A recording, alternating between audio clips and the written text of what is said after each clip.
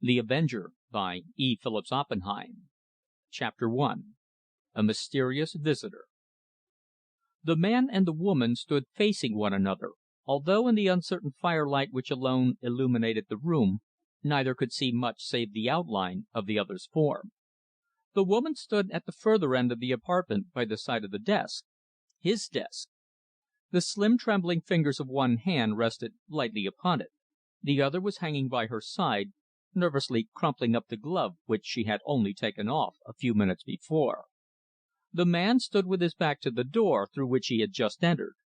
He was in evening dress. He carried an overcoat over his arm, and his hat was slightly on the back of his head. A cigarette was still burning between his lips, the key by means of which he had entered was swinging from his little finger. So far, no words had passed between them.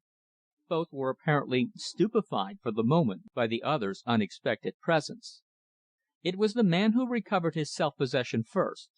He threw his overcoat into a chair and touched the brass knobs behind the door.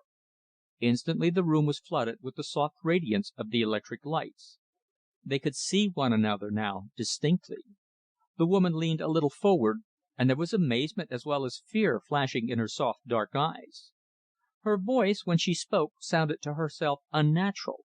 To him it came as a surprise, for the world of men and women was his study, and he recognized at once its quality. "Who are you?" she exclaimed. "What do you want?" He shrugged his shoulders.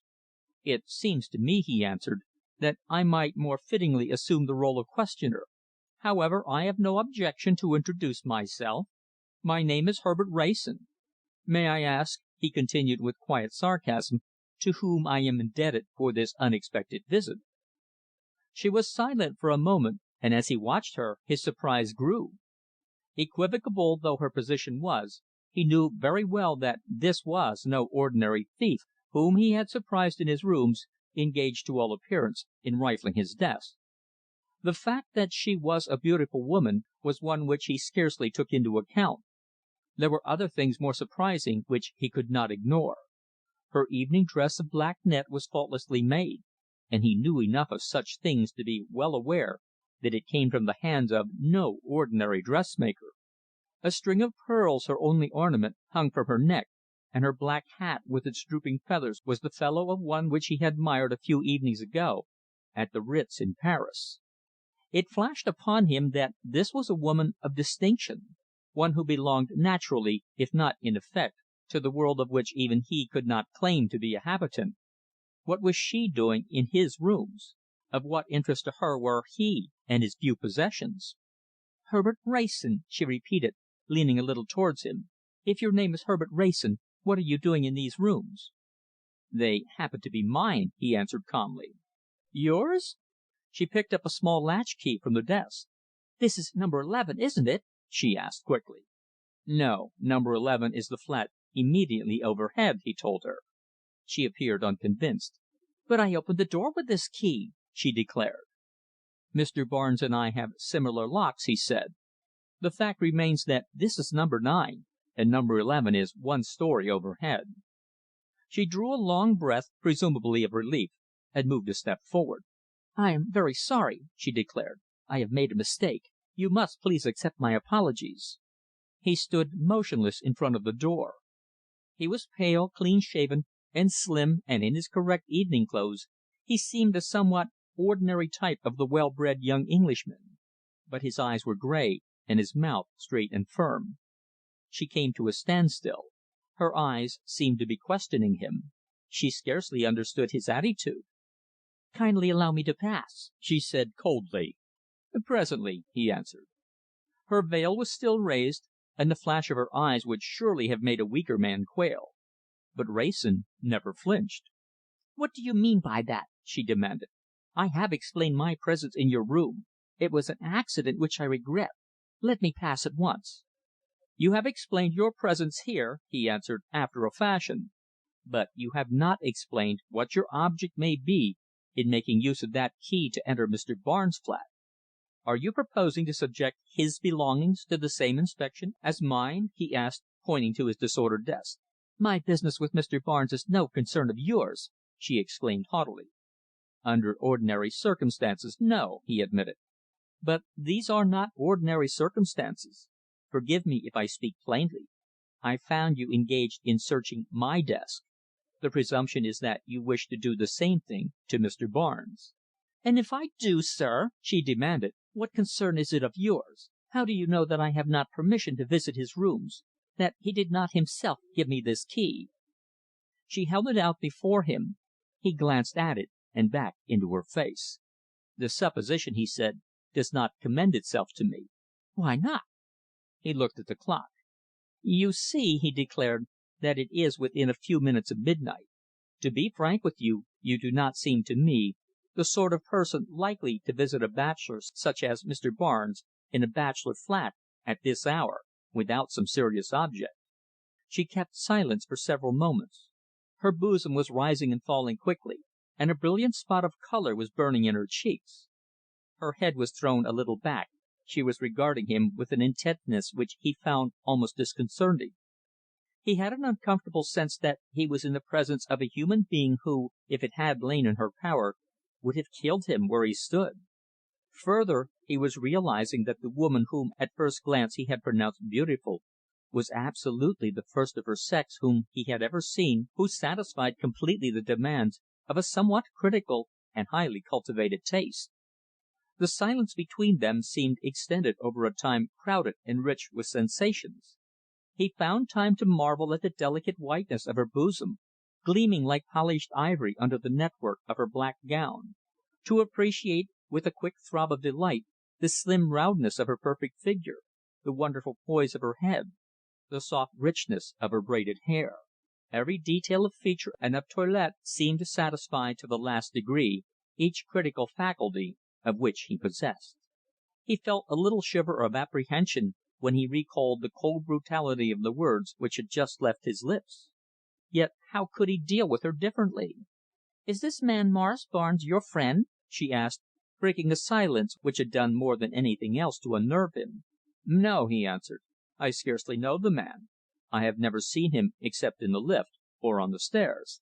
"Then you have no excuse for keeping me here," she declared. "I may be his friend, or I may be his enemy. At least I possess the key of his flat, presumably with his permission. My presence here I have explained. I can assure you that it is entirely accidental. You have no right to detain me for a moment." The clock on the mantelpiece struck midnight. A sudden passion surged in his veins, a passion which, although at the time he could not have classified it, was assuredly a passion of jealousy. He remembered the man Barnes, whom he hated. "You shall not go to his rooms at this hour!" he exclaimed. "You don't know the man. If you were seen—" She laughed mockingly. "Let me pass," she insisted. He hesitated. He saw very clearly that she was conquering. A moment before she had respected this man. After all, though, he was like the others. "I will go with you and wait outside," he said doggedly. "Barnes, at this hour, is not always sober." Her lips curled. "Be wise," she said, "and let me go. I do not need your protection or—" She broke off suddenly.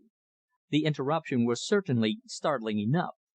From a table only a few feet off came the shrill tinkle of a telephone bell.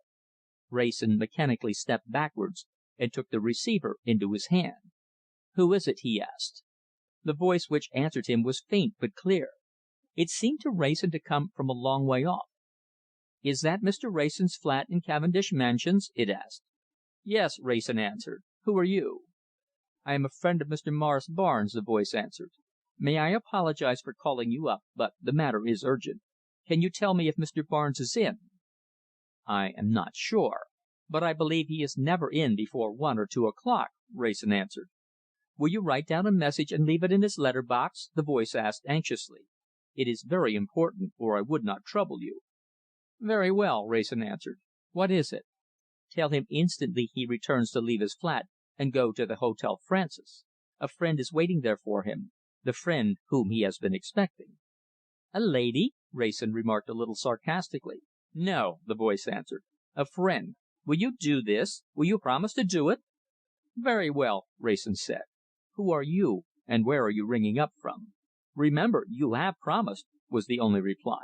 "All right. Tell me your name," Wrayson demanded. No answer. Wrayson turned the handle of the instrument viciously. "Exchange?" he asked. "Who was that talking to me just now?" "Don't know," was the prompt answer. "We can't remember all the calls we get. Ring off, please." Wrayson laid down the receiver and turned round with a sudden sense of apprehension. There was a feeling of emptiness in the room. He had not heard a sound, but he knew very well what had happened. The door was slightly open, and the room was empty. She had taken advantage of his momentary absorption to slip away. He stepped outside and stood by the lift, listening. The landing was deserted, and there was no sound of any one moving anywhere. The lift itself was on the ground floor. It had not ascended recently, or he must have heard it. He returned to his room and softly closed the door.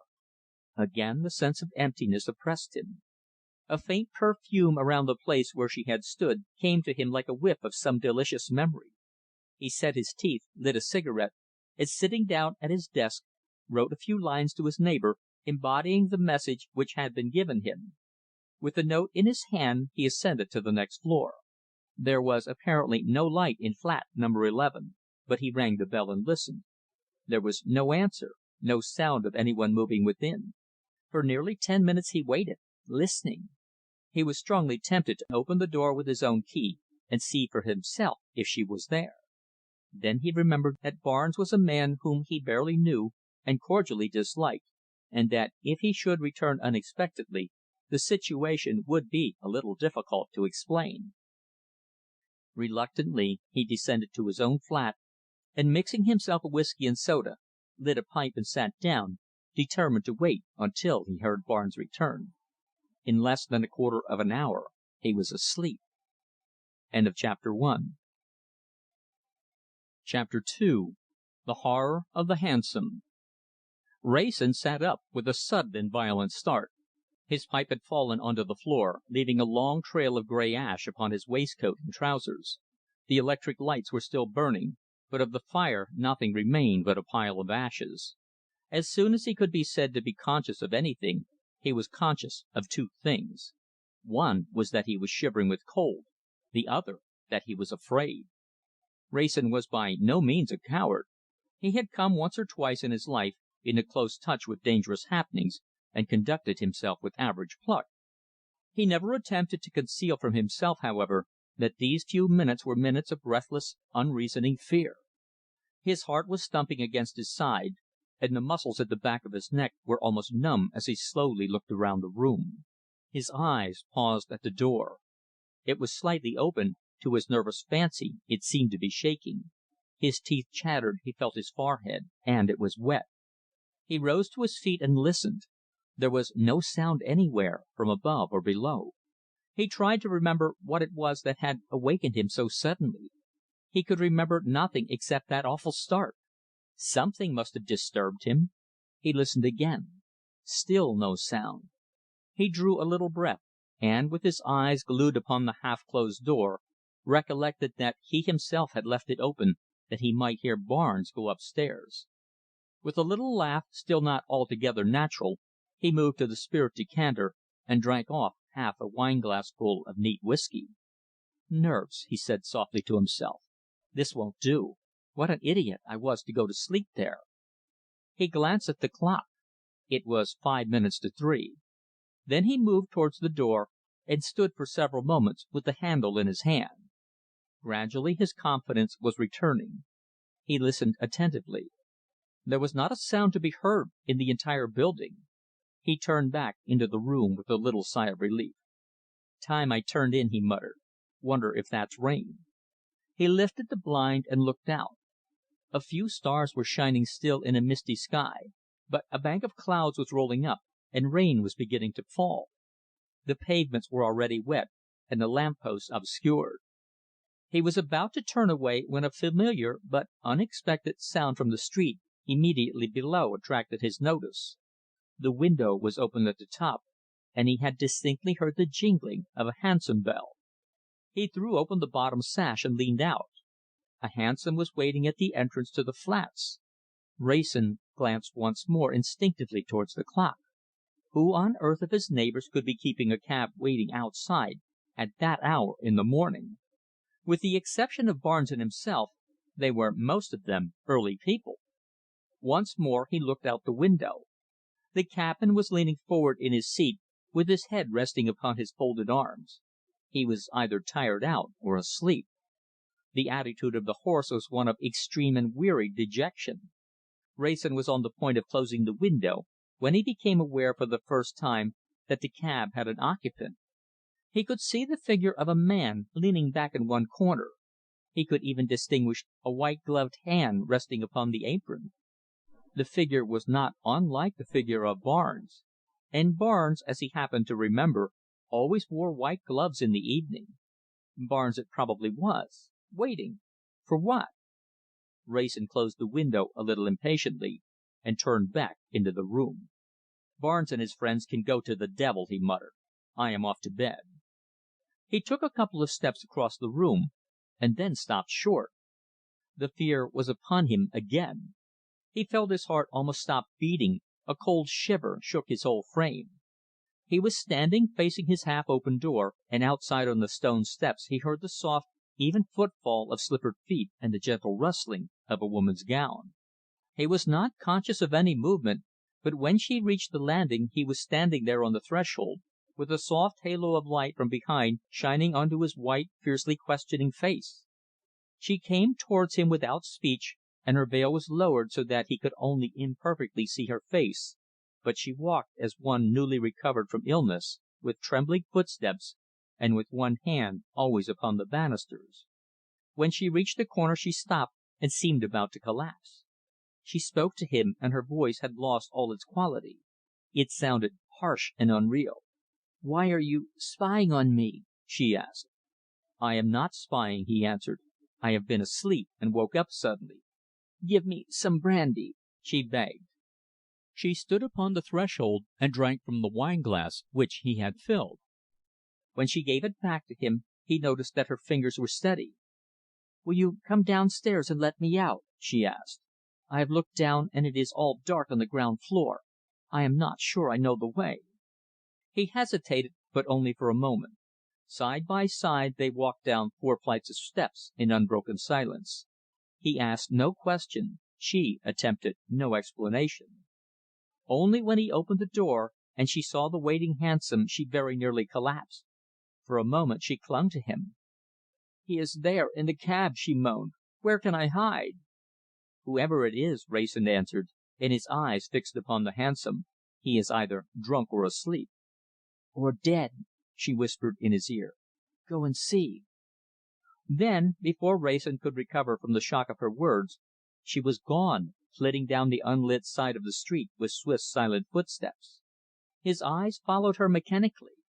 Then, when she had turned the corner, he crossed the pavement towards the cab.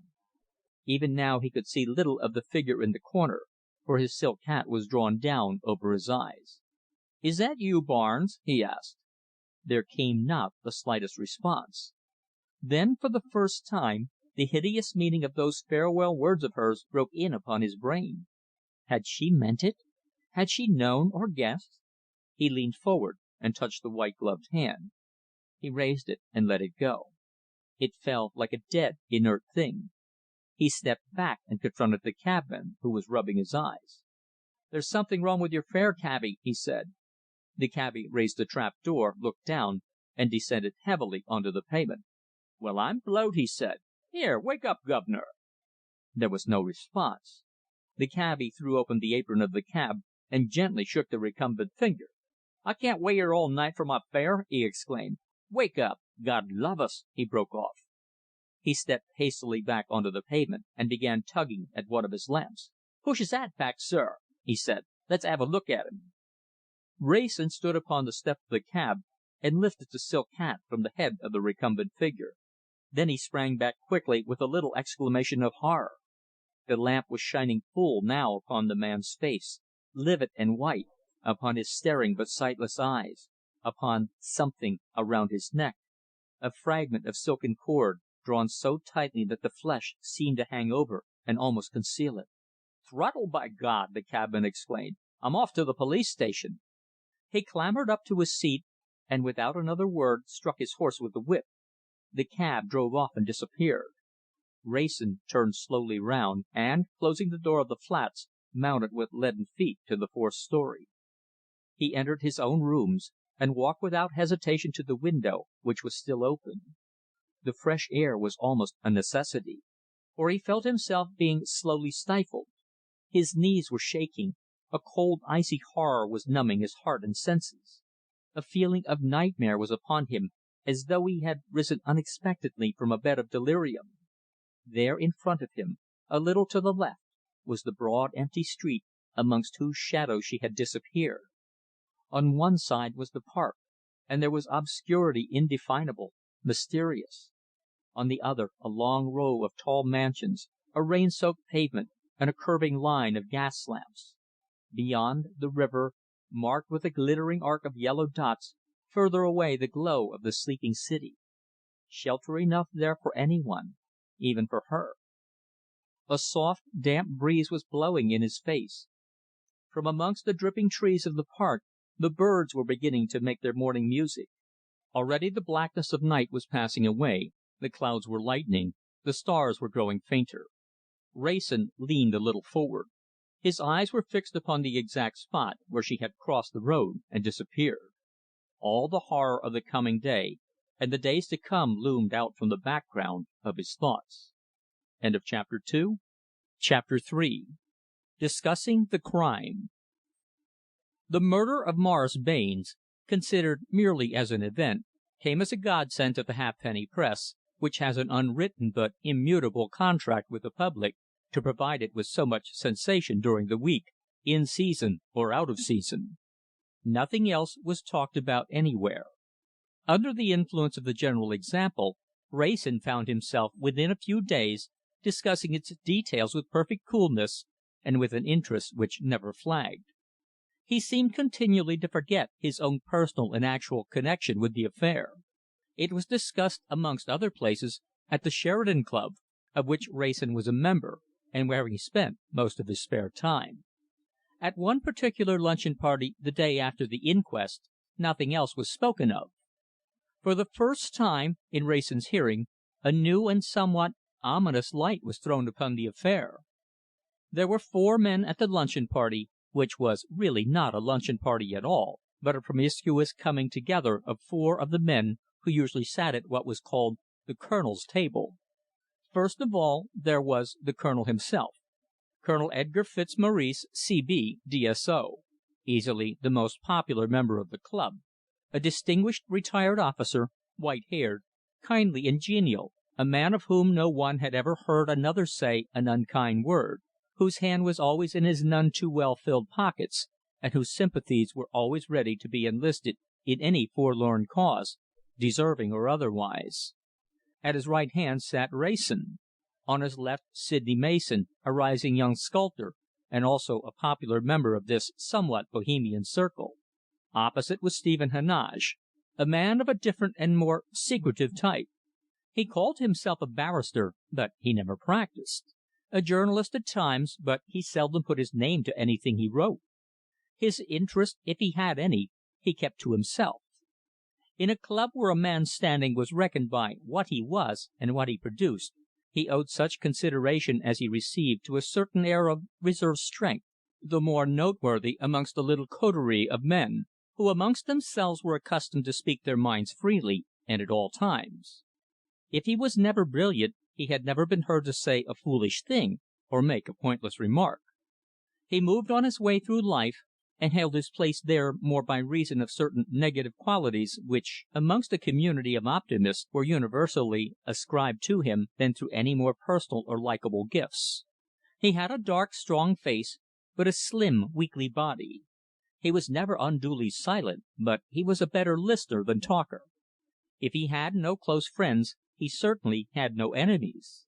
Whether he was rich or poor, no man knew, but next to the Colonel himself, no one was more ready to subscribe to any of those charities which the Sheridanites were continually inaugurating on behalf of their less fortunate members. The man who succeeds in keeping the ego out of sight as a rule, neither irritates nor greatly attracts. Stephen Heneage was one of those who stood in this position. They were talking about the murder, Or rather, the Colonel was talking, and they were listening. "There is one point," he remarked, filling his glass and beaming good humouredly upon his companions, "which seems to have been entirely overlooked. I am referring to the sex of the supposed assassin." Wrayson looked up inquiringly. It was a point which interested him.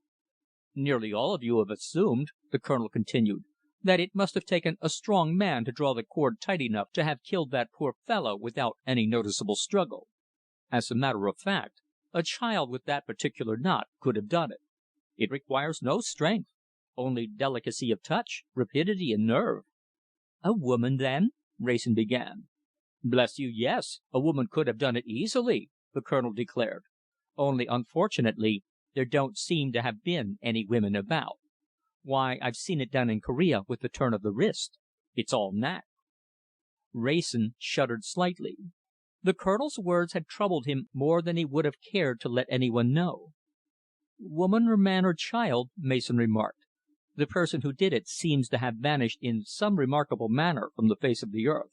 "He certainly seems," the Colonel admitted, "to have covered up his traces with admirable skill.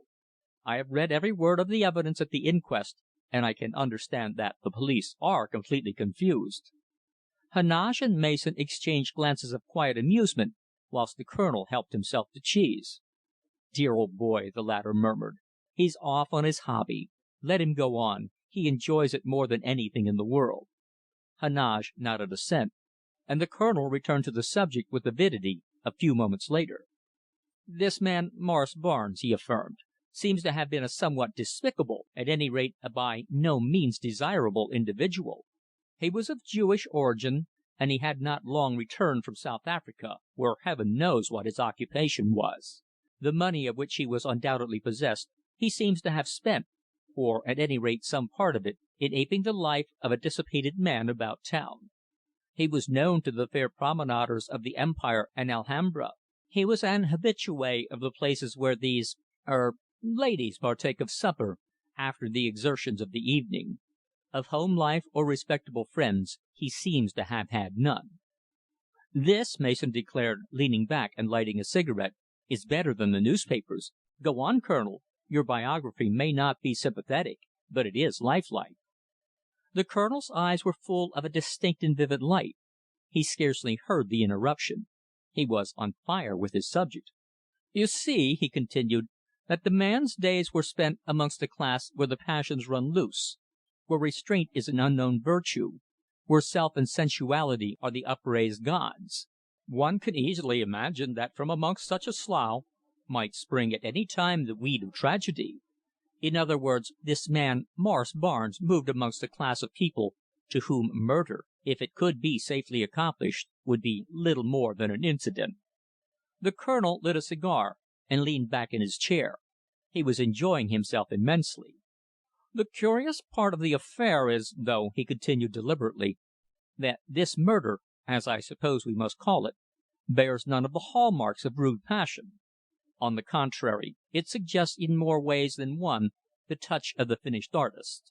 The man's whole evening has been traced without the slightest difficulty. He dined at the Café Royal alone, promenaded afterwards at the Alhambra, and drove on about supper time to the Continental. He left there at 12:30 with a couple of ladies whom he appeared to know fairly well, called at their flat for a drink, and sent one out to his cabby rather unusual forethought for such a bounder.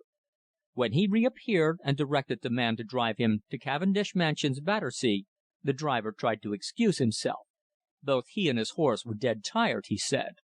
Barnes, however, insisted upon keeping him, and off they went. At Cavendish Mansions Barnes alighted and offered the man a sovereign. Naturally enough the fellow could not change it, and Barnes went in to get some silver from his rooms, promising to return in a minute or two. The cabby descended and walked to the corner of the street to see if he could beg a match for his pipe from any passer by. He may have been away for perhaps 5 minutes, certainly no more, during which time he stood with his back to the Mansions. Seeing no one about, he returned to his cab, ascended to his seat, naturally without looking inside, and fell fast asleep. The next thing he remembers is being awakened by Wrayson here. So much for the cabby. What a fine criminal judge was lost to the country, Colonel, when you chose the army for a career," Mason remarked, turning round to order some coffee. "Such coherence, such an eye for detail. Pass the matches, Wrayson. Thanks, old chap." The Colonel smiled placidly. "I am afraid," he said, "that I should never have had the heart to sentence anybody to anything, but I must admit that things of this sort do interest me. I love to weigh them up and theorize. The more melodramatic they are, the better." Heneage helped himself to a cigarette from Mason's case, and leaned back in his chair.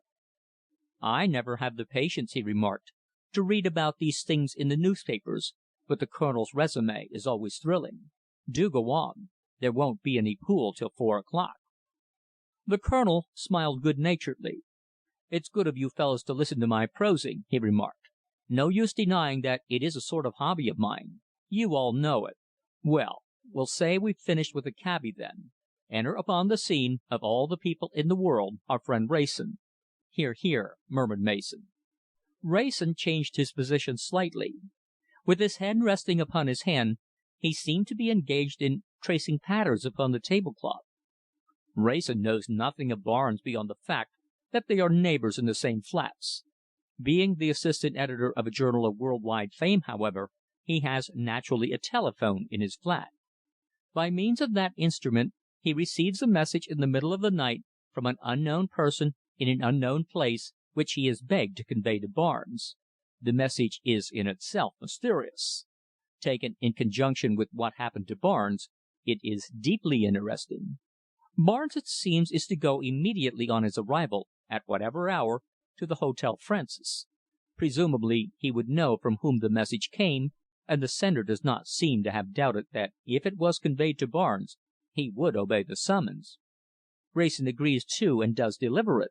That is to say, he writes it down and leaves it in the letter box of Barnes' door, Barnes not having yet returned. Now we begin to get mysterious. That communication from our friend here has not been discovered. It was not in the letter box. It was not upon the person of the dead man. We cannot tell whether or not he ever received it. I believe I am right so far?" "Absolutely," Wrayson admitted. "Our friend Wrayson, then," the Colonel continued, beaming upon his neighbour, "instead of going to bed like a sensible man, takes up a book and falls asleep in his easy chair. He wakes up about 3 or 4 o'clock, and his attention is then attracted by the jingling of a hansom bell below. He looks out of window and sees a cab, both the driver and the occupant of which appear to be asleep. The circumstance striking him as somewhat unusual, he descends to the street and finds well, rather more than expected. He finds the cabman asleep, and his fare scientifically and effectually throttled by a piece of silken cord." Wrayson turned to the waiter and ordered a liqueur brandy. "Have one, fellows?" he asked. "Good. 4, waiter." He tossed his own off directly it arrived. His lips were pale, and the hand which raised the glass to his lips shook. Heneage alone, who was watching him through a little cloud of tobacco smoke, noticed this. "Have you finished with me, Colonel?" Wrayson asked. "Practically," the Colonel answered, smiling, "unless you can answer one of the 3 queries suggested by my résumé. First, who killed Morris Barnes? Secondly, when was it done? Thirdly, where was it done? I have left out a possible 4th. Why was it done? Because in this case I think that the motive and the man are practically identical. I mean that if you discover one, you discover the other." Heneage leaned across the table towards the Colonel. "You are a magician, Colonel," he declared quietly. "I glanced through this case in the paper, and it did not even interest me. Since I have listened to you, I have fallen under the spell of the mysterious. Have you any theories?" The Colonel's face fell a little. "Well, I am afraid not," he admitted regretfully. "To be perfectly interesting, the affair certainly ought to present something more definite in the shape of a clue. You see, providing we accept the evidence of Wrayson and the cabman, and I suppose," he added, laying his hand affectionately upon Wrayson's shoulder, "we must, the actual murderer is a person absolutely unseen or unheard of by any one. If you are all really interested, we will discuss it again in a week's time, after the adjourned inquest." "I, for one, shall look forward to it," Heneage remarked, glancing across towards Wrayson. "What about a pool?" "I'm on," Wrayson declared, rising a little abruptly. "And I," Mason assented. "And I can't," the Colonel said regretfully. "I must go down to Balham and see poor Carlo Mallini. I hear he's very queer." The Colonel loved pool, and he hated a sick room. The click of the billiard balls reached him as he descended the stairs, but he only sighed and set out manfully for Charing Cross. On the way he entered a fruiterer's shop and inquired the price of grapes. They were more than he expected, and he counted out the contents of his trousers pockets before purchasing. "A little short of change," he remarked cheerfully. "Yes, all right, I'll take them." He marched out, swinging a paper bag between his fingers, travelled third class to Balham, and sat for a couple of hours with the invalid whom he had come to see, a lonely Italian musician to whom his coming meant more than all the medicine his doctor could prescribe. He talked to him glowingly of the success of his recent concert. More than a score of the tickets sold had been paid for secretly by the Colonel himself and his friends, prophesied great things for the future, and laughed away all the poor fellow's fears as to his condition. There were tears in his eyes as he walked to the station, for he had visited too many sick beds to have much faith in his own cheerful words, and all the way back to London he was engaged in thinking out the best means of getting the musician sent back to his own country. Arrived at Charing Cross, he looked longingly towards the club and ruefully at the contents of his pocket. Then with a sigh he turned into a little restaurant and dined for 18 pence. Chapter 4. Under a Cloud. Exactly 1 week later, 6 men were smoking their after-dinner cigars at the same round table in the dining room at the Sheridan Club. As a rule, it was the hour when, with all the reserve of the day thrown aside, badinage and jest reigned supreme, and the humorist came to his own.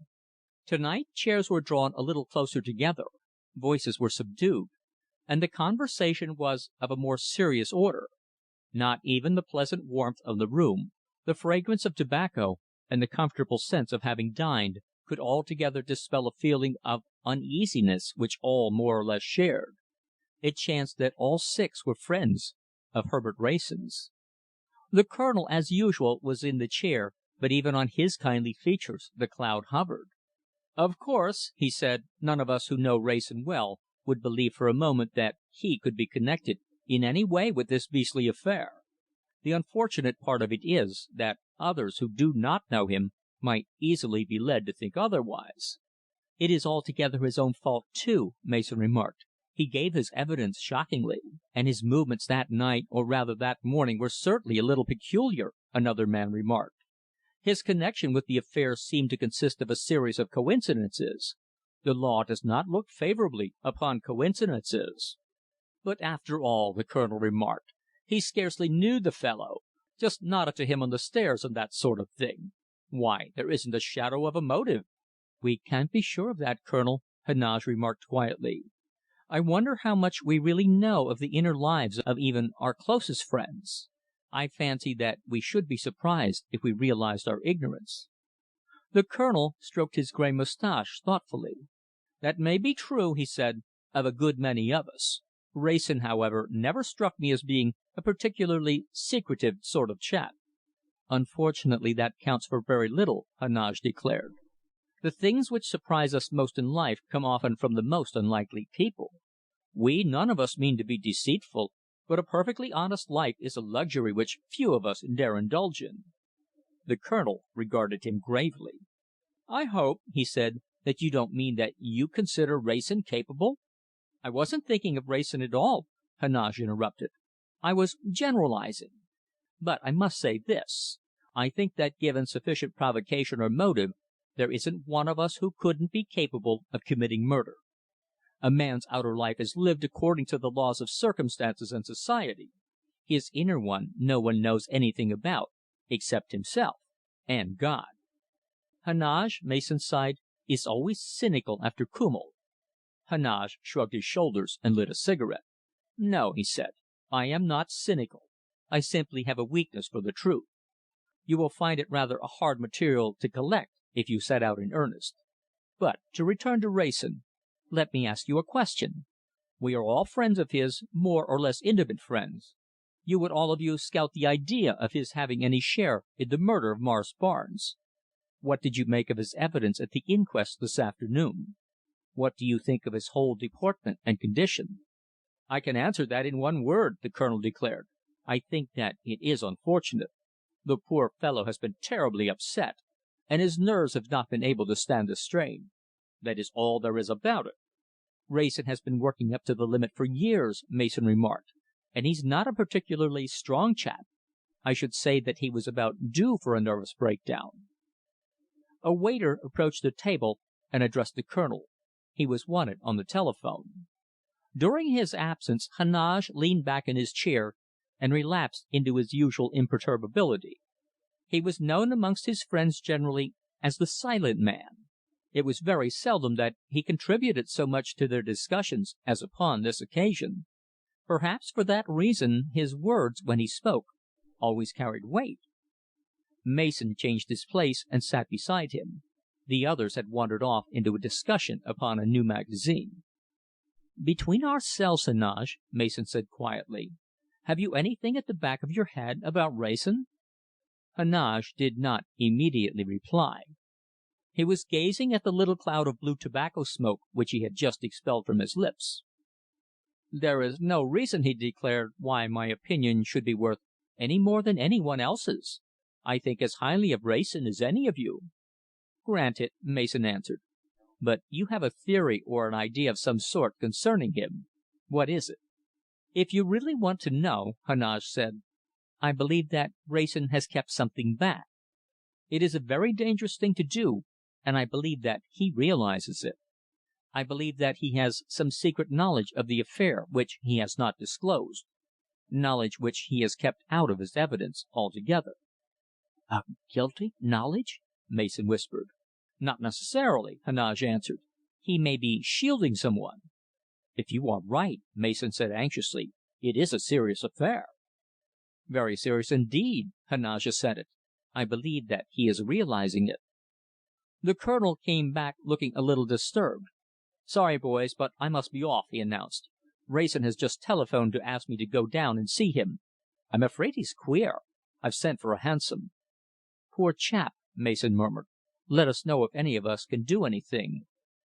The Colonel nodded and took his departure. The others drifted up into the billiard room. Heneage alone remained seated at the end of the table. He was playing idly with his wineglass, but his eyes were fixed steadfastly, if a little absently, upon the Colonel's empty place. Chapter 5. On the Telephone. It was a little hard even for the Colonel to keep up his affectation of cheerfulness when he found himself alone with the man whom he had come to visit. His experience of life had been large and varied, but he had never yet seen so remarkable a change in any human being in 24 hours. There were deep black lines under his eyes. His cheeks were colourless. Every now and then his features twitched nervously, as though he were suffering from an attack of St. Vitus' dance. His hand, which had lain weakly in the Colonel's, was as cold as ice, although there was a roaring fire in the room. He had admitted the Colonel himself, and almost dragged him inside the door. "Did you meet any one outside upon the stairs?" he asked feverishly. "No one upon the stairs," the Colonel answered. "There was a man lighting his pipe in the doorway." Wrayson shivered as he turned away. "Watching me," he declared. "There are two of them. They are watching me all the time." The Colonel took off his coat. The room seemed to him like a furnace. Then he stretched out his hands and laid them upon Wrayson's shoulders. "What if they are?" he declared cheerfully. "They won't eat you. Besides, it is very likely the dead man's rooms they are watching." "They followed me home from the inquest," Wrayson muttered. The Colonel laughed. "And if I'd been living here," he remarked, "they'd have followed me home just the same. Now, Herbert, my young friend," he continued, "sit down and tell me all about it like a man. You're in a bit of trouble, of course, underneath all this. Let's hear it, and we'll find the best way out." The Colonel's figure was dominant. His presence alone seemed to dispel that unreal army of ghosts and fancies which a few moments before had seemed to Wrayson to be making his room like the padded cell of a lunatic asylum. His tone, too, had just enough sympathy to make its cheerfulness reassuring. Wrayson began to feel glimmerings of common sense. "Yes," he said, "I've something to tell you. That's why I telephoned." The Colonel rose again to his feet and began fumbling in the pocket of his overcoat. "God bless my soul, I almost forgot!" he exclaimed. "And the fellows would make me bring it. We guessed how you were feeling. Much better to have come up and dined with us. Here we are. Get some glasses, there's a good chap." A gold foiled bottle appeared, and a packet of hastily cut sandwiches. Wrayson found himself mechanically eating and drinking before he knew where he was. Then in an instant the sandwiches had become delicious, and the wine was rushing through his veins like a new elixir of life. He was himself again. The banging of anvils in his head had ceased. He was shaken, perhaps, but a sane man. His eyes filled with tears, and he gripped the Colonel by the hand. "Colonel, you're God only knows what you are," he murmured. "All the ordinary things sound commonplace. I believe I was going mad." The Colonel leaned back and laughed as though the idea tickled him. "Not you," he declared. "Bless you, I know what nerves are. Out in India, 35 years ago, I've had to relieve men on frontier posts who hadn't seen a soul to speak to for 6 months. Weird places some of them, too. Gives me the creeps to think of them sometimes. Now, light up the cigar," he added, throwing one across, "and let's hear the trouble." Wrayson lit his cigar with fingers which scarcely shook. He threw the match away and smoked for a moment in silence. "It's about this Morris Barnes affair," he said abruptly. "I've kept something back, and I'm a clumsy hand at telling a story that doesn't contain all the truth. The consequence is, of course, that I'm suspected of having had a hand in it myself." The Colonel's manner had for a moment imperceptibly changed. Lines had come out in his face which were not usually visible. His upper lip had stiffened. One could fancy that he might have led his men into battle looking something like this. "What is it that you know?" he asked. "There was another person in the flats that night who was interested in Morris Barnes, who visited his rooms, who was with me when I first saw him dead." The Colonel shaded his face with his hand.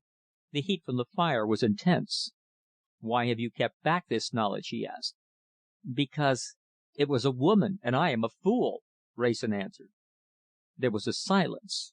Then the Colonel pushed back his chair and dabbed his forehead with his handkerchief. The room was certainly hot, and the handkerchief was wet. "Tell me about it," he said quietly. "I expected something of the sort."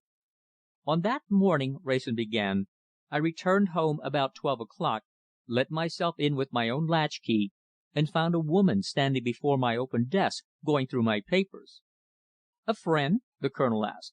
"A complete stranger," Wrayson answered. "Her surprise at seeing me was at least equal to my own. I gathered that she had believed herself to be in the flat of Morris Barnes, which is the corresponding one above." "What did you do?" the Colonel asked. "What I should have done I am not sure," Wrayson answered. "But while I was talking to her the telephone bell rang, and I received that message which I spoke about at the inquest. It was a mysterious sort of business. I can hear that voice now. I was interested, and while I stood there, she slipped away." "Is that all?" the Colonel asked. "No!" Wrayson answered with a groan. "I wish to God it was." The Colonel moved his position a little. The cigar had burnt out between his fingers, but he made no effort to light it. "Go on," he said. "Tell me the rest. Tell me what happened afterwards." "I wrote down the message for Barnes and left it in his letter box. There seemed then to be no light in his flat. Afterwards I lit a pipe, left my door open, and sat down with the intention of waiting till Barnes came home and explaining what had happened. I fell asleep in my chair and woke with a start. It was nearly 3 o'clock. I was going to turn in when I heard the jingling of a hansom bell down below. I looked out of the window and saw the cab standing in the street. Almost at the same time I heard footsteps outside. I went to the door of my flat and came face to face with the girl descending from the floor above." "At 3 o'clock in the morning?" the Colonel interrupted. Wrayson nodded. "She was white and shaking all over," he continued rapidly. "She asked me for brandy, and I gave it to her. She asked me to see her out of the place, and I did so.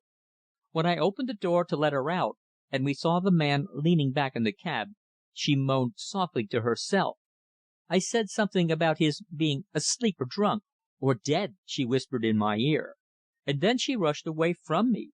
She turned into the Albert Road and disappeared almost at once. I could not have followed her if I would. I had just begun to realize that something was wrong with the man in the cab."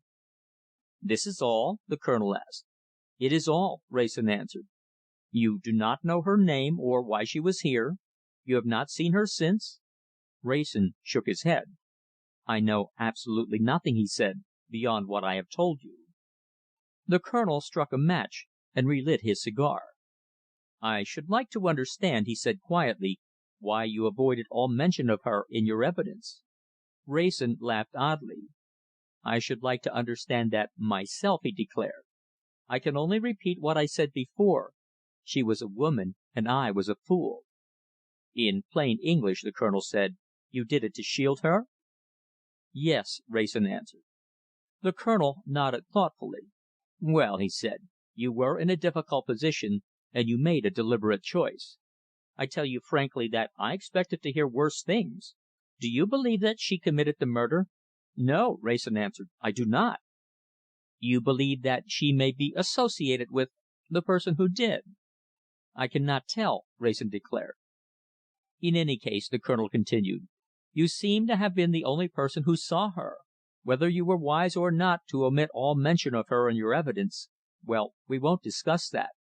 The best of us have gone on the wrong side of the hedge for a woman before now, and damned glad to do it.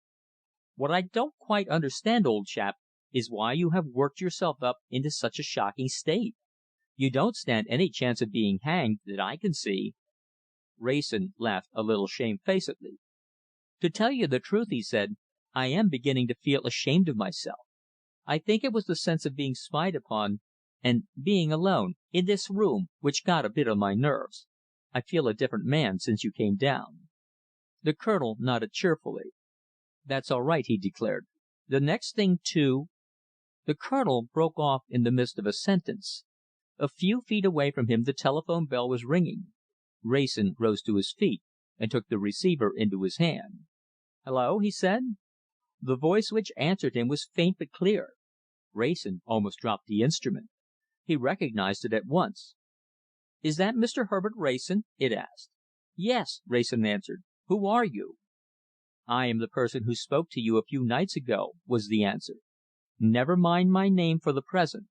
I wish to arrange a meeting for some time to morrow. I have a matter of business to discuss with you." "Anywhere, at any time," Wrayson answered almost fiercely. "You cannot be as anxious to see me as I am to know who you are." The voice changed a little in its intonation.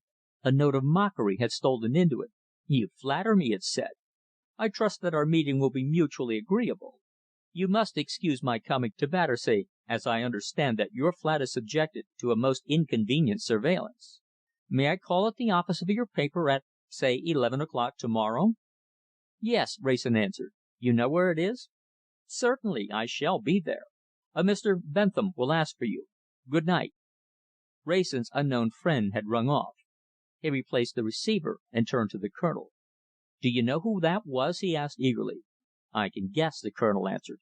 "To morrow at 11 o'clock," Wrayson declared, "I shall know who killed Morris Barnes." Chapter VI.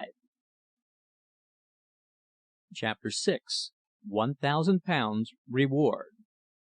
But when the morrow came, and his visitor was shown into Wrayson's private office, he was not quite so sure about it. Mr. Bentham had not in the least the appearance of a murderer. Clean shaven, a little slow in speech, quietly dressed, he resembled more than anything a country solicitor in moderate practice. He bowed in correct professional manner, and laid a brown paper parcel upon the table. "I believe," he said, "that I have the honour of addressing Mr. Wrayson?" Wrayson nodded a little curtly. "And you, I suppose," he remarked, "are the owner of the mysterious voice which summoned Morris Barnes to the Francis Hotel on the night of his murder?" "It was I who spoke to you," Mr. Bentham admitted. "Very well," Wrayson said. "I am glad to see you. It was obvious from your message that you knew of some danger which was threatening Morris Barnes that night. It is therefore only fair to presume that you are also aware of its source." "You go a little fast, sir," Mr. Bentham objected. "My presumption is a fair one," Wrayson declared. "You are perhaps aware of my unfortunate connection with this affair. If so, you will understand that I am particularly anxious to have it cleared up." "It is not at all certain that I can help you," his visitor said precisely. "It depends entirely upon yourself. Will you permit me to put my case before you?" "By all means," Wrayson answered. "Go ahead."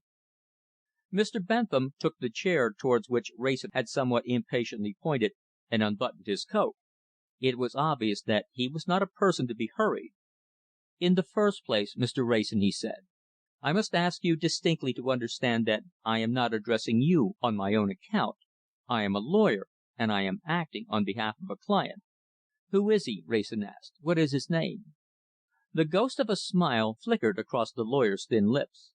"I am not at liberty to divulge his identity," he answered. "I am, however, fully empowered to act for him." Wrayson shrugged his shoulders. "He may find it necessary to disclose it, and before very long," he remarked. "Well, go on." Mr. Bentham discreetly ignored the covert threat in Wrayson's words. "My mission to you, Mr. Wrayson," he declared, "is a somewhat delicate one. It is not, in fact, connected with the actual tragedy to which you have alluded. My commission is to regain possession of a paper which was stolen, either from the person of Morris Barnes, or from amongst his effects on that night." Wrayson looked up eagerly. "The motive at last!" he exclaimed. "What was the nature of this paper, sir?" Mr. Bentham's eyebrows were slowly raised. "That," he said, "we need not enter into for the moment. The matter of business between you and myself, or rather my client, is this. I am authorized to offer £1,000 reward for its recovery." Wrayson was impressed, although the other's manner left him a little puzzled. "Why not offer the reward for the discovery of the murderer?" he asked. "It would come, I presume, to the same thing." "By no means," the lawyer answered dryly. "I am afraid that I have not expressed myself well. My client cares nothing for Morris Barnes, dead or alive. His interest begins and ends with the recovery of that paper." "But isn't it almost certain," Wrayson persisted, "that the thief and the murderer are the same person? Your client ought to have come forward at the inquest. The thing which has chiefly troubled the police in dealing with this matter is the apparent lack of motive." "My client is not actuated in any way by philanthropic motives," Mr. Bentham said coldly. "To tell you the truth, he does not care whether the murderer of Morris Barnes is brought to justice or not. He is only anxious to recover possession of the document of which I have spoken." "If he has a legal claim to it," Wrayson said, "he had better offer his reward openly. He would probably help himself then, and also those who are anxious to have this mystery solved." "Are you amongst those, Mr. Wrayson?" his visitor asked quietly. Wrayson started slightly, but he retained his self-composure. "I am very much amongst them," he answered. "My connection with the affair was an extremely unpleasant one, and it will remain so until the murderer of Morris Barnes is brought to book." "Or murderess," Mr. Bentham murmured softly. Wrayson wheeled in his chair as though he had been struck a violent and unexpected blow. He understood now the guarded menace of his visitor's manner. He felt the man's eyes taking merciless note of his whitening cheeks. "My client," the lawyer continued, "desires to ask no questions. All that he wants is the document to which he is entitled, and which was stolen on the night when Mr. Morris Barnes met with his unfortunate accident." Wrayson had pulled himself together with an effort. "I presume," he said, "from your frequent reiteration that I may take this as being, to some extent, a personal offer. If so, let me assure you, sir, that so far as I am concerned, I know nothing whatever of any papers or other belongings which were in the possession of my late neighbour. I have never seen or heard of any. I do not even know why you should have come to me at all." "I came to you," Mr. Bentham said, "because I was very well aware that, for some reason or other, your evidence at the inquest was not quite as comprehensive as it might have been." "Then for heaven's sake tell me all that you know!" Wrayson exclaimed. "Take my word for it, I know nothing of this document or paper. I have neither seen it nor heard of it. I know nothing whatever of the man nor his affairs. I can't help you. I would if I could. On the other hand, you can throw some light upon the motive for the crime. Who is your client? Let me go and see him for myself." Mr. Bentham rose to his feet and began slowly to draw on his gloves. "Mr. Wrayson," he said quietly, "I am disappointed with the result of my visit to you. I admit it frankly. You are either an extremely ingenious person or a good deal too clever for me. In either case, if you will not treat with me, I need not waste your time." Wrayson moved to the door and stood with his back to it. "I'm not at all sure," he said, "that I am justified in letting you go like this. You are in possession of information which would be invaluable to the police in their search for the murderer of Morris Barnes." Mr. Bentham smiled coldly. "And are not you," he remarked, "in the same fortunate position, with the unfortunate exception, perhaps, of having already given your testimony? Of the two, if disclosures had to be made, I think that I should prefer my own position." Wrayson remained where he was. "I am inclined," he said, "to risk it. At least, you would be compelled to disclose your client's name." Mr. Bentham visibly flinched. He recovered himself almost immediately, but the shadow of fear had rested for a moment, at any rate, upon his impassive features.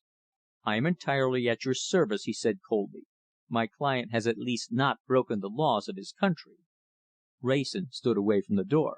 "You can go," he said shortly, "if you will leave me your address." Mr. Bentham bowed. "I regret that I have no card with me," he said, "but I have an office, a single room only, in number 8, Paper Buildings, Adelphi. If you should happen to come across that document." Wrayson held open the door. "If I should come to see you," he said, "it will be on other business." Wrayson lunched at the club that morning, and received a warm greeting from his friends. The subject of the murder was, as though by common consent, avoided. Towards the end of the meal the Colonel received a telegram, which he read and laid down upon the table in front of him. "By Jove!" he said softly. "I'd forgotten all about it. Boys, you've got to help me out." "We're on," Mason declared. "What is it, a fight?" "It's a garden party my girls are giving to morrow afternoon," the Colonel answered. "I promised to take some of you down. Come, who's going to help me out? Wrayson? Good. Heneage? Excellent. Mason? Good fellows, all of you. 220 from Waterloo, flannels and straw hats." The little group broke up, and the Colonel was hurried off into the committee room. Wrayson and Heneage exchanged dubious glances. "A garden party in May?" the latter remarked. "Taking time by the forelock a little, isn't it?" Wrayson sighed resignedly. "It's the Colonel," he declared. "We should have to go if it were December." Chapter 7. The Colonel's Daughter. After all, the garden party was not so bad. The weather was perfect, and the grounds of Shirley House were large enough to find amusement for all the guests. Wrayson, who had made great friends with the Colonel's younger daughter, enjoyed himself immensely. After a particularly strenuous set of tennis, she led him through the wide open French windows into a small morning room. "We can rest for a few minutes in here," she remarked.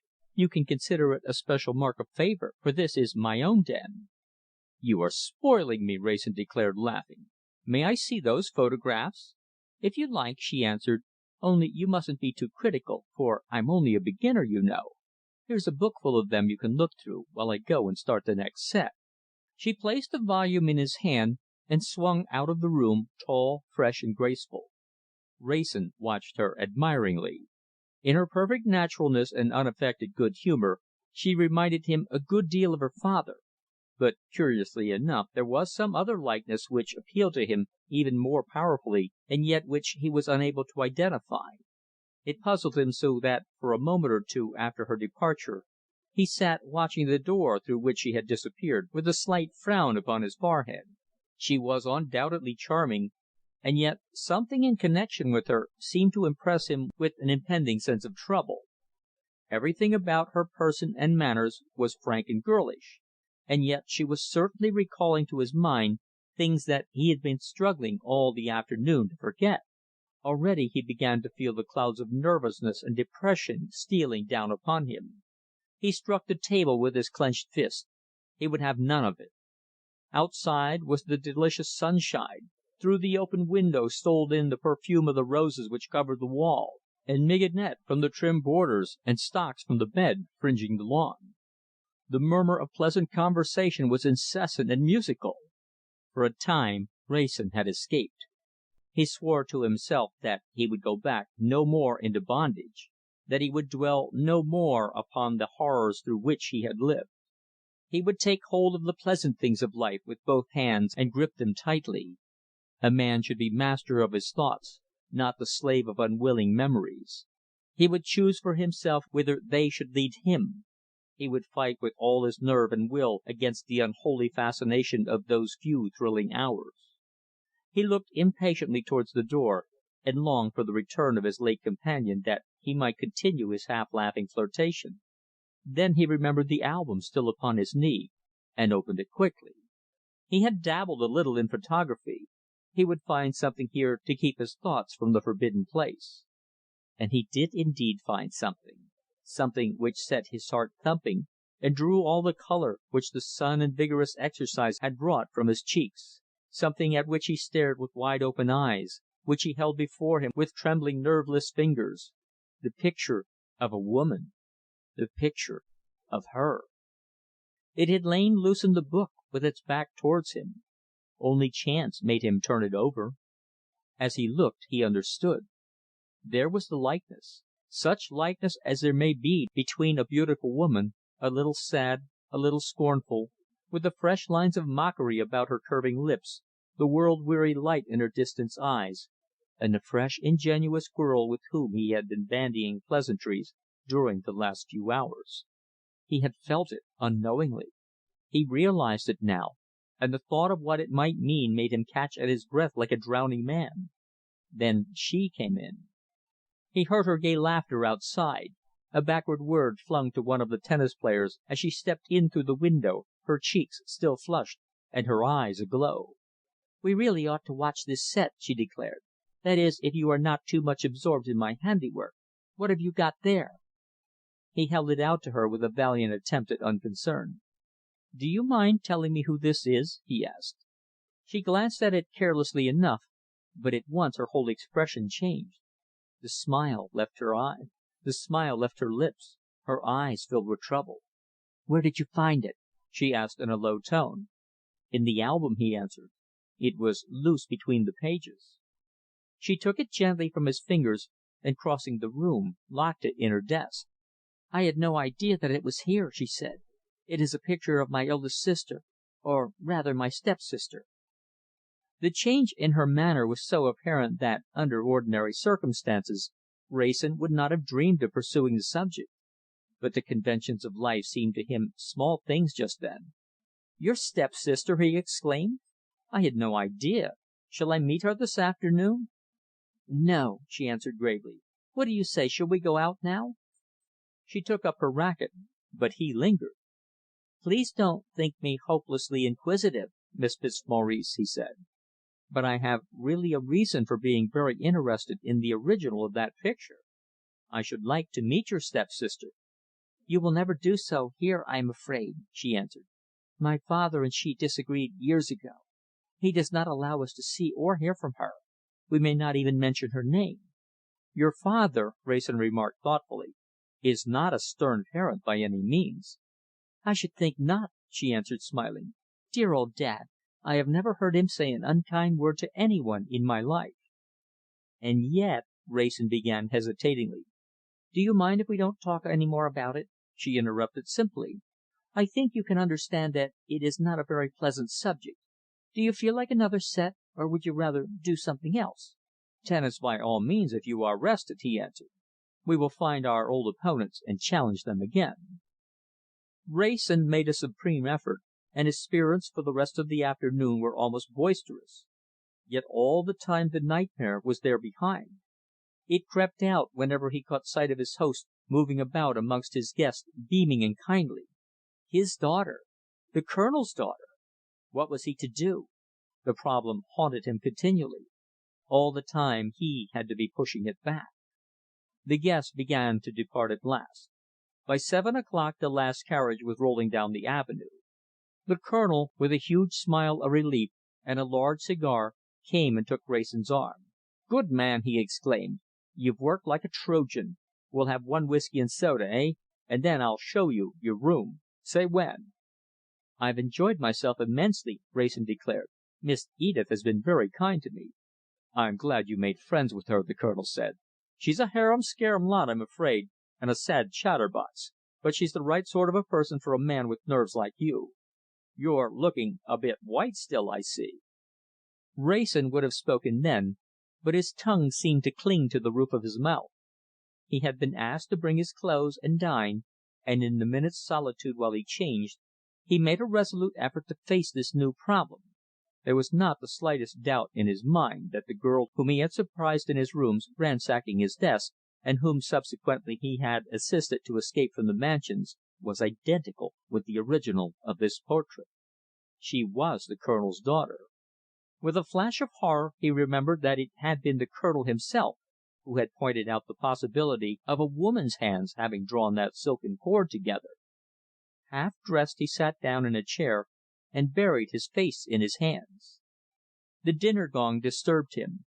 He sprang up, tied his tie with trembling fingers, and hastily completed his toilette. Once more, with a great effort, and an almost reckless resort to his host's champagne, he triumphed over the demons of memory which racked his brain. At dinner his gaiety was almost feverish. Edith Fitzmaurice, who was his neighbour, found him a delightful companion.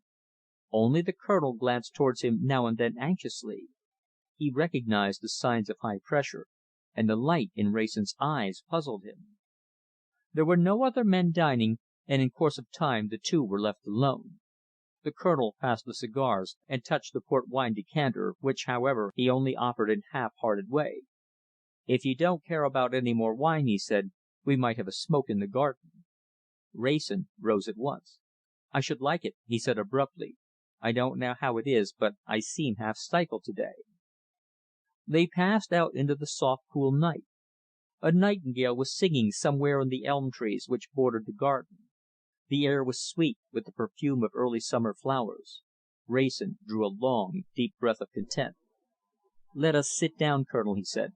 "I have something to tell you." The Colonel led the way to a rustic seat. A few stars were out, but no moon. In the dusky twilight, the shrubs and trees beyond stood out with black and almost startling distinctness against the clear sky. "You remember the girl I told you about, whom I found in my flat, and afterwards?" Wrayson asked hoarsely. The Colonel nodded. "Certainly. What about her?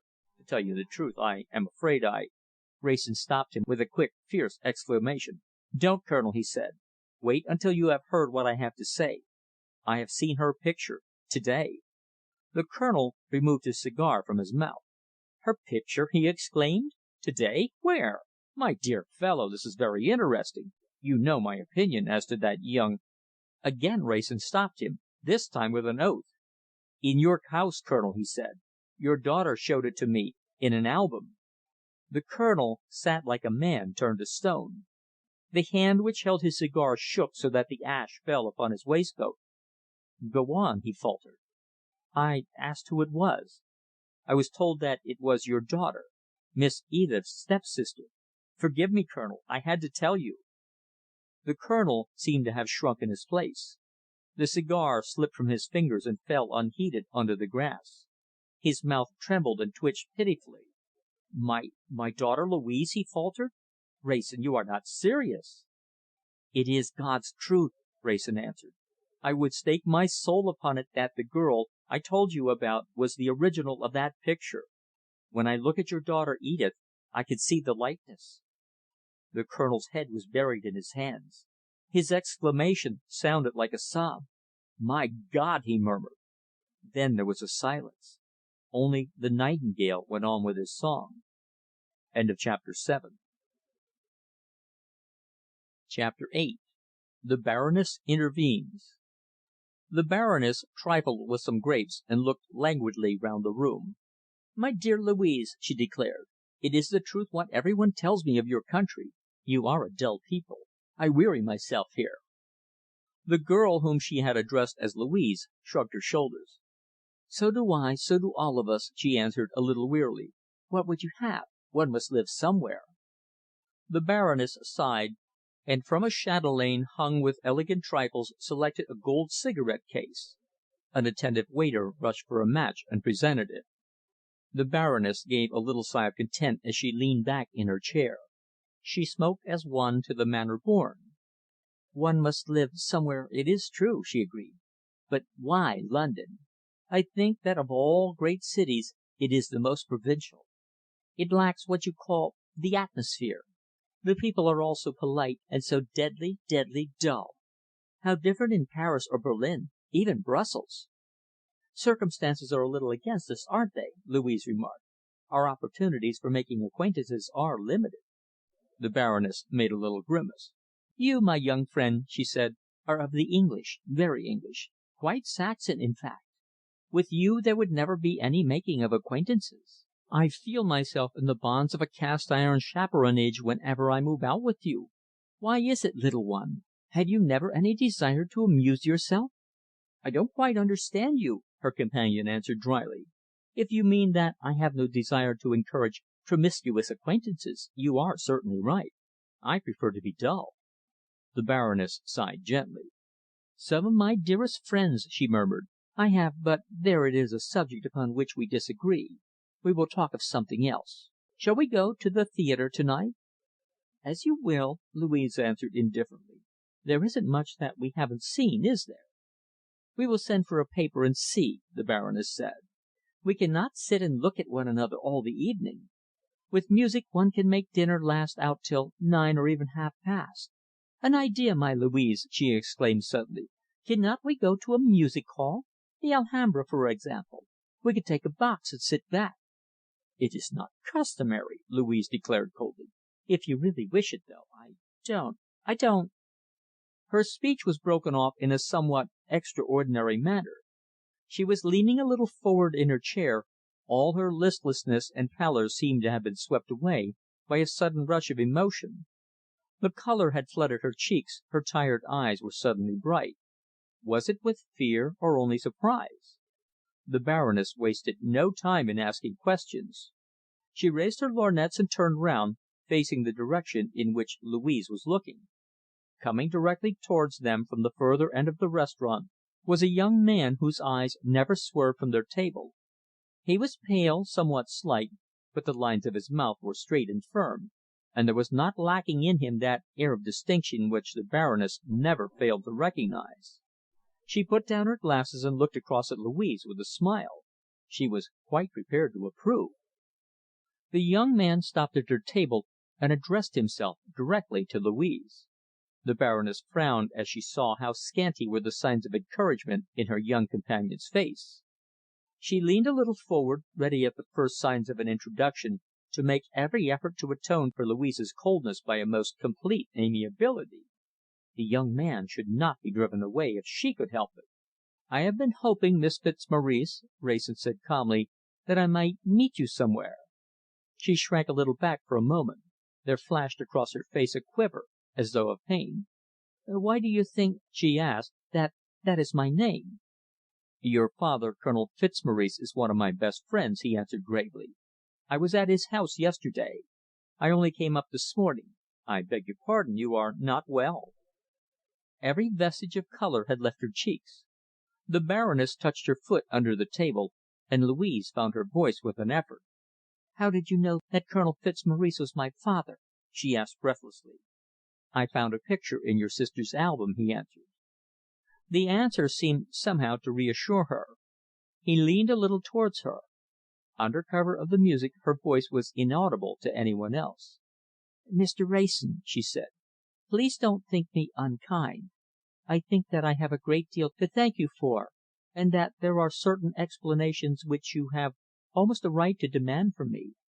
And yet I ask you to go away, to ask me nothing at all, to believe me when I assure you that there is nothing in the world so undesirable as any acquaintance between you and me." Wrayson was staggered. The words were so earnestly spoken, and the look which accompanied them was so eloquent.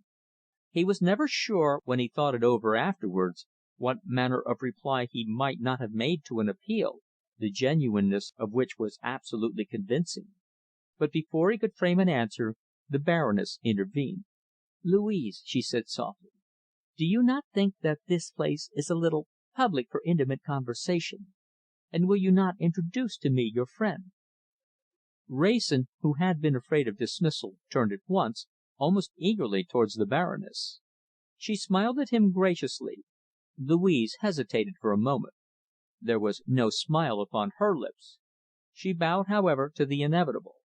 "This is Mr. Wrayson," she said quietly. "The Baroness de Sturm." The Baroness raised her eyebrows, and she bestowed upon Wrayson a comprehending look. The graciousness of her manner, however, underwent no abatement. "I fancy," she said, "that I have heard of you somewhere lately. Or is it another of the same name? Will you not sit down and take your coffee with us? And a cigarette, yes?" "We are keeping Mr. Wrayson from his friends, no doubt," Louise said coldly. "Besides, do you see the time, Amy?" But Wrayson had already drawn up a chair to the table. "I am quite alone," he said. "If I may stay, I shall be delighted." "Why not?" the Baroness asked, passing her cigarette case. "You can solve for us the problem we were just then discussing. Is it comme il faut, Mr. Wrayson, for two ladies, one of whom is almost middle aged, to visit a music hall here in London unescorted?" Wrayson glanced from Louise to her friend. "May I inquire," he asked blandly, "which is the lady who is posing as being almost middle aged?" The Baroness laughed at him softly, with a little contraction of the eyebrows, which she usually found effective. "We are going to be friends, Mr. Wrayson," she declared. "You are sitting there in fear and trembling, and yet you have dared to pay a compliment, the first I have heard for, oh, so many months. Do not be afraid. Louise is not so terrible as she seems. I will not let her send you away. Now, you must answer my question. May we do this terrible thing, Louise and I?" "Assuredly not," he answered gravely, "when there is a man at hand who is so anxious to offer his escort as I." The Baroness clapped her hands. "Do you hear, Louise?" she exclaimed. "I hear," Louise answered dryly. The Baroness made a little grimace. "You are in an impossible humour, my dear child," she declared. "Nevertheless, I declare for the music hall and for the escort of your friend, Mr. Wrayson, if he really is in earnest." "I can assure you," he said, "that you would be doing me a great kindness in allowing me to offer my services." The Baroness beamed upon him amiably and rose to her feet. "You have come," she avowed, "in time to save me from despair. I am not used to go about so much unescorted, and I am not so independent as Louise. See," she added, pushing a gold purse towards him. "You shall pay our bill while we put on our cloaks. And will you ask afterwards for my carriage, and we will meet you in the portico?" "With pleasure," Wrayson answered, rising to his feet as they left the table. "I will telephone for a box to the Alhambra. There is a wonderful new ballet which every one is going to see." He called the waiter and paid the bill from a remarkably well filled purse. As he replaced the change, it was impossible for him to avoid seeing a letter addressed and stamped ready for posting, which occupied one side of the gold bag. The name upon the envelope struck him as being vaguely familiar. What had he heard lately of Madame de Melbain? It was associated somehow in his mind with a recent event. It lingered in his memory for days afterwards. Louise and the Baroness left the room in silence. In the cloak room the latter watched her friend curiously as she arranged her wrap. "So that is Mr. Wrayson," she remarked. "Yes," Louise answered deliberately. "I wish that you had let him go." The Baroness laughed softly. "My dear child," she protested, "why? He seems to me quite a personable young man, and he may be useful. Who can tell?" Louise shrugged her shoulders. She stood waiting while the Baroness made somewhat extensive use of her powder puff. "You forget," she said quietly, "that I am already in Mr. Wrayson's debt pretty heavily." The Baroness looked quickly around. She considered her young friend a little indiscreet. "I find you amusing, ma chère," she remarked. "Since when have you developed scruples?" Louise turned towards the door. "You do not understand," she said. "Come." Chapter 9. A Box at the Alhambra. The Baroness lowered her lorgnettes and turned towards Wrayson. "There is a man," she remarked, "in the stalls, who finds us apparently more interesting than the performance. I do not see very well even with my glasses, but I fancy no, I am quite sure that his face is familiar to me." Wrayson leaned forward from his seat in the back of the box and looked downward. There was no mistaking the person indicated by the Baroness, nor was it possible to doubt his obvious interest in their little party. Wrayson frowned slightly as he returned his greeting. "Ah, then you know him," the Baroness declared. "It is a friend, without doubt." "He belongs to my club," Wrayson answered. "His name is Heneage. I beg your pardon, I hope that wasn't my fault." The Baroness had dropped her lorgnettes on the floor. She stooped instantly to discover them, rejecting almost peremptorily Wrayson's aid. When she sat up again she pushed her chair a little farther back. "It was my clumsiness entirely," she declared. "Ah, it is more restful here. The lights are a little trying in front. You are wiser than I, my dear Louise, to have chosen a seat back there." She turned towards the girl as she spoke, and Wrayson fancied that there was some subtle meaning in the swift glance which passed between the two. Almost involuntarily he leaned forward once more and looked downwards. Heneage's inscrutable face was still upturned in their direction. There was nothing to be read there, not even curiosity. As the eyes of the two men met, Heneage rose and left his seat. "You know my friend, perhaps?" Wrayson remarked. "He is rather an interesting person." The Baroness shrugged her shoulders. "We are cosmopolitans, Louise and I," she remarked. "We wander about so much that we meet many people whose names even we do not remember. Is it not so, chérie?" Louise assented carelessly. The incident appeared to have interested her but slightly. She alone seemed to be taking an interest in the performance, which from the first she had followed closely. More than once Wrayson had fancied that her attention was only simulated in order to avoid conversation. "This ballet," she remarked, "is wonderful. I don't believe that you people have seen any of it, you especially, Amy."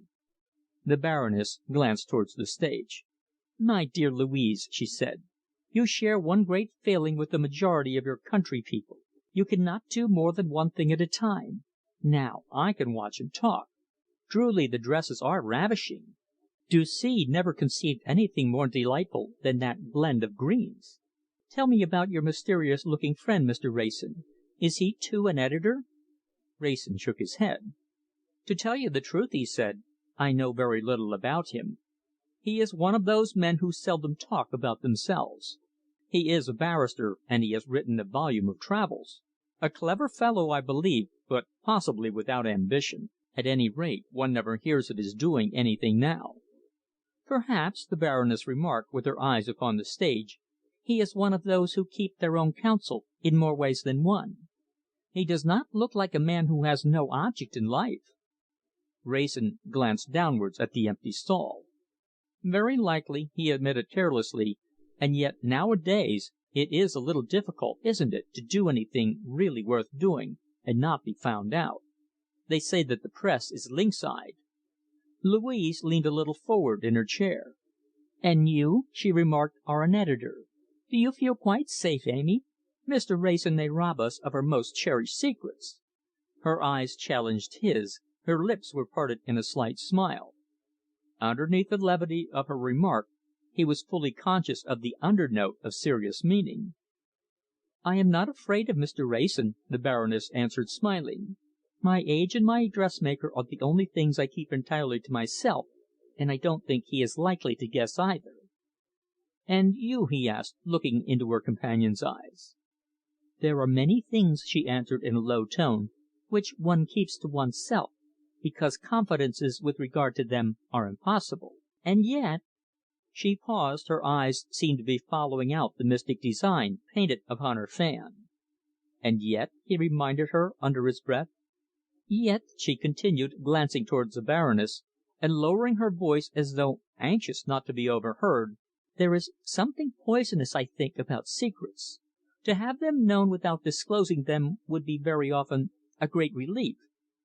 He leaned a little towards her. "Is that a challenge," he asked, "if I can find out?" The colour left her face with amazing suddenness. She drew away from him quickly. Her whisper was almost a moan. "No, for God's sake, no!" she murmured. "I meant nothing. You must not think that I was speaking about myself." "I hoped that you were," he answered simply. The Baroness turned in her chair as though anxious to join in the conversation. At that moment came a knock at the door of the box. Wrayson rose and opened it. Heneage stood there and entered at once, as though his coming were the most natural thing in the world.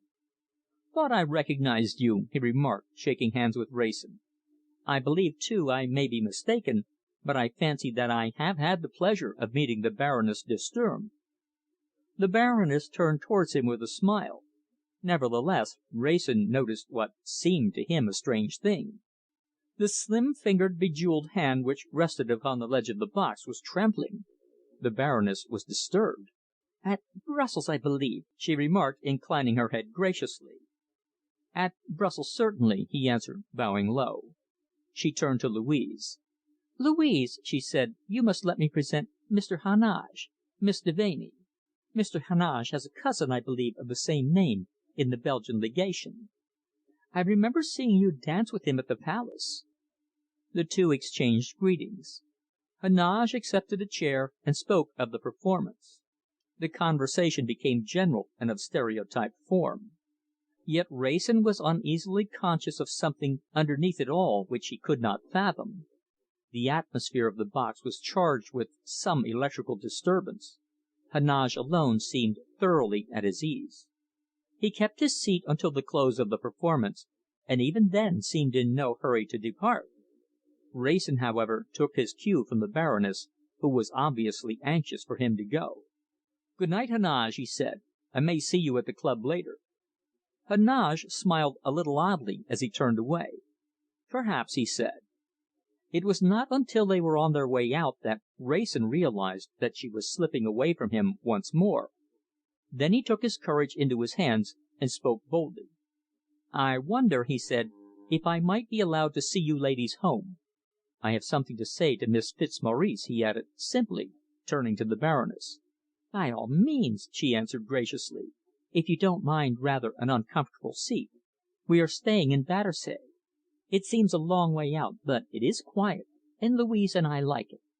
"In Battersea?" Wrayson repeated vaguely. The Baroness looked over her shoulder. They were standing on the pavement, waiting for their electric brougham. "Yes," she answered, dropping her voice a little. "In Frederick Mansions. By the by, we are neighbours, I believe, are we not?" "Quite close ones," Wrayson answered. "I live in the next block of flats." The Baroness looked again over her shoulder. "Your friend, Mr. Heneage, is close behind," she whispered, "and we are living so quietly, Louise and I, that we do not care for callers. Tell the man 'home' simply." Wrayson obeyed, and the carriage glided off. Heneage had been within a few feet of them when they had started, and although his attention appeared to be elsewhere, the Baroness' caution was obviously justified. She leaned back amongst the cushions with a little sigh of relief. "If Mr. Wrayson," she inquired, "may I ask if Mr. Heneage is a particular friend of yours?" Wrayson shook his head. "I do not think that any man could call himself Heneage's particular friend," he answered. "He is exceedingly reticent about himself and his doings. He is a man whom none of us know much of." The Baroness leaned a little forward. "Mr. Heneage," she said slowly, "is associated in my mind with days and events which just at present both Louise and I are only anxious to forget. He may be everything that he should be. Perhaps I am prejudiced. But if I were you, I would have as little to do as possible with that man." "We do not meet often," Wrayson answered, "and ours is only a club acquaintanceship. It is never likely to be more." "So much the better," the Baroness declared. "Don't you agree with me, Louise?" "I do not like Mr. Heneage," the girl answered, "but then I have never spoken a dozen words to him in my life." "You have known him intimately?" Wrayson asked the Baroness. She shrugged her shoulders and looked out of the window. "Never that, quite," she answered. "I know enough of him, however, to be quite sure that the advice which I have given you is good." The carriage drew up in the Albert Road, within 100 yards or so of Wrayson's own block of flats. The Baroness alighted first. "You must come in and have a whisky and soda," she said to Wrayson. "If I may," he answered, looking at Louise. The Baroness passed on. Louise, with a slight shrug of the shoulders, followed her. Chapter 10. Outcast. The room into which a waiting man servant showed them was large and handsomely furnished. Whisky and soda, wine and sandwiches were upon the sideboard. The Baroness, stopping only to light a cigarette, moved towards the door. "I shall return," she said, "in a quarter of an hour." She looked for a moment steadily at her friend, and then turned away. Louise strolled to the sideboard and helped herself to a sandwich. "Come and forage, won't you?" she asked carelessly. "There are some pâté sandwiches here, and you want whisky and soda, of course. Or do you prefer brandy?" "Neither, thanks," Wrayson answered firmly. "I want what I came for. Please sit down here and answer my questions." She laughed a little mockingly, and turning around, faced him, her head thrown back, her eyes meeting his unflinchingly. The light from a rose shaded electric lamp glittered upon her hair. She was wearing black again, and something in her appearance and attitude almost took his breath away. It reminded him of the moment when he had seen her first. "First," she said, "I am going to ask you a question. Why did you do it?" "Do what?" he asked. She gave vent to a little gesture of impatience. He must know quite well what she meant. "Why did you give evidence at the inquest and omit all mention of me?" "I don't know," he answered bluntly. "You have committed yourself to a story," she reminded him, "which is certainly not altogether a truthful one. You have run a great risk apparently to shield me. Why?" "I suppose because I am a fool," he answered bitterly. She shook her head. "No," she declared, "that is not the reason." He moved a step nearer to her. "If I were to admit my folly," he said, "what difference would it make? If I were to tell you that I did it to save you the inconvenience of an examination into the motive for your presence in Morris Barnes' room that night, what then?" "It was generous of you," she declared softly. "I ought to thank you." "I want no thanks," he answered almost roughly. "I want to know that I was justified in what I did. I want you to tell me what you were doing there alone in the rooms of such a man, with a stolen key. And I want you to tell me what you know about his death." "Is that all?" she asked. "Isn't it enough?" he declared savagely. "It is enough to be making an old man of me, anyhow." "You have a right to ask these questions," she admitted slowly, "and I have no right to refuse to answer them." "None at all," he declared. "You shall answer them." There was a moment's silence. She leaned a little further back against the sideboard. Her eyes were fixed upon his, but her face was inscrutable. "I cannot," she said slowly. "I can tell you nothing." Wrayson was speechless for a moment. It was not only the words themselves, but the note of absolute finality with which they were uttered, which staggered him. Then he found himself laughing, a sound so unnatural and ominous that, for the first time, fear shone in the girl's eyes. "Don't!" she cried, and her hands flashed towards him for a moment as though the sight of him hurt her. "Don't be angry. Have pity on me instead." His nerves, already overwrought, gave way. "Pity on a murderess, a thief!" he cried. "Not I. I have suffered enough for my folly. I will go and tell the truth to morrow. It was you who killed him. You did it in the cab, and stole back to his rooms to rob afterwards. Horrible! Horrible!" Her face hardened. His lack of self control seemed to stimulate her. "Have it so," she declared. "I never asked you for your silence. If you repent it, go and make the best bargain you can with the law. They will let you off cheaply in exchange for your information." He walked the length of the room and back. Anything to escape from her eyes. Already he hated the words which he had spoken. When he faced her again, he was master of himself. "Listen," he said. "I was a little overwrought. I spoke wildly. I have no right to make such an accusation. But " She held out her hand as though to stop him, but he went steadily on.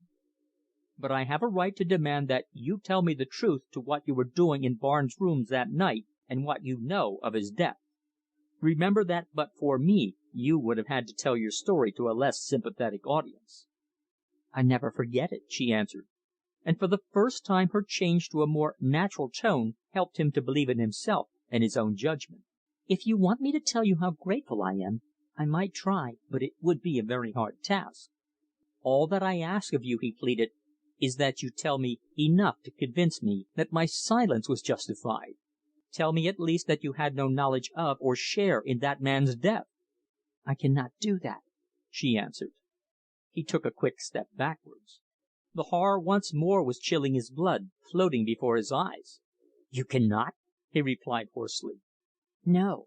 I knew that the man was in danger of his life," she went on calmly. "On the whole, I think that he deserved to die.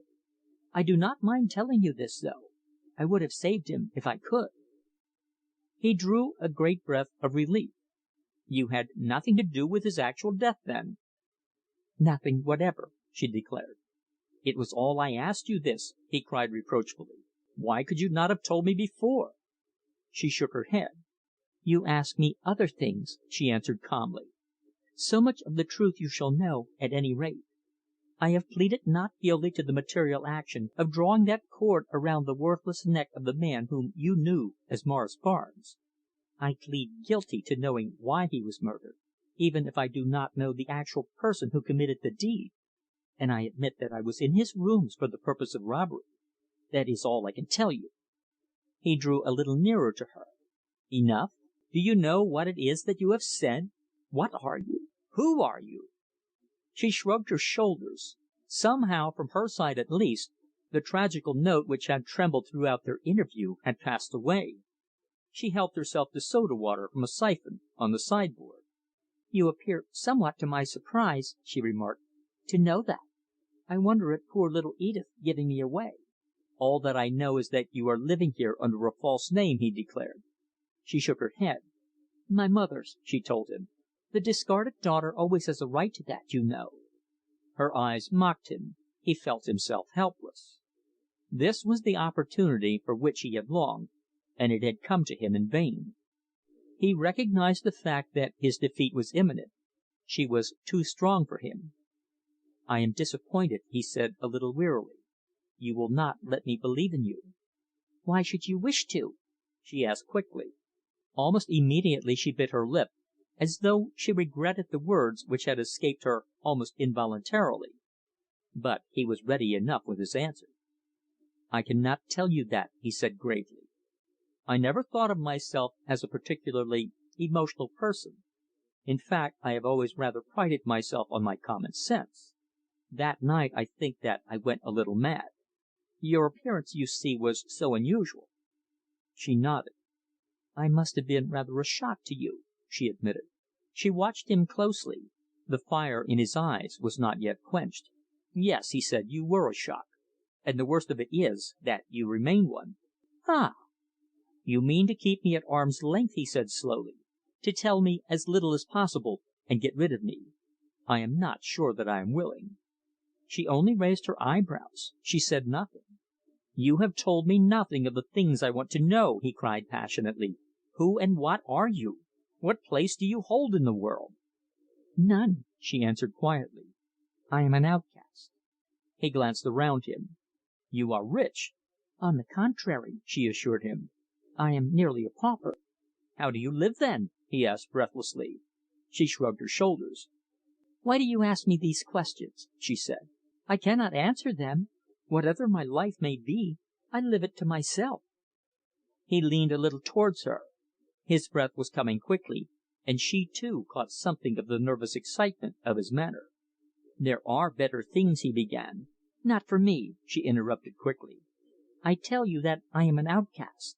Of you I ask only that you go away, now, before the Baroness returns, and do your best to blot out the memory of that one night from your life.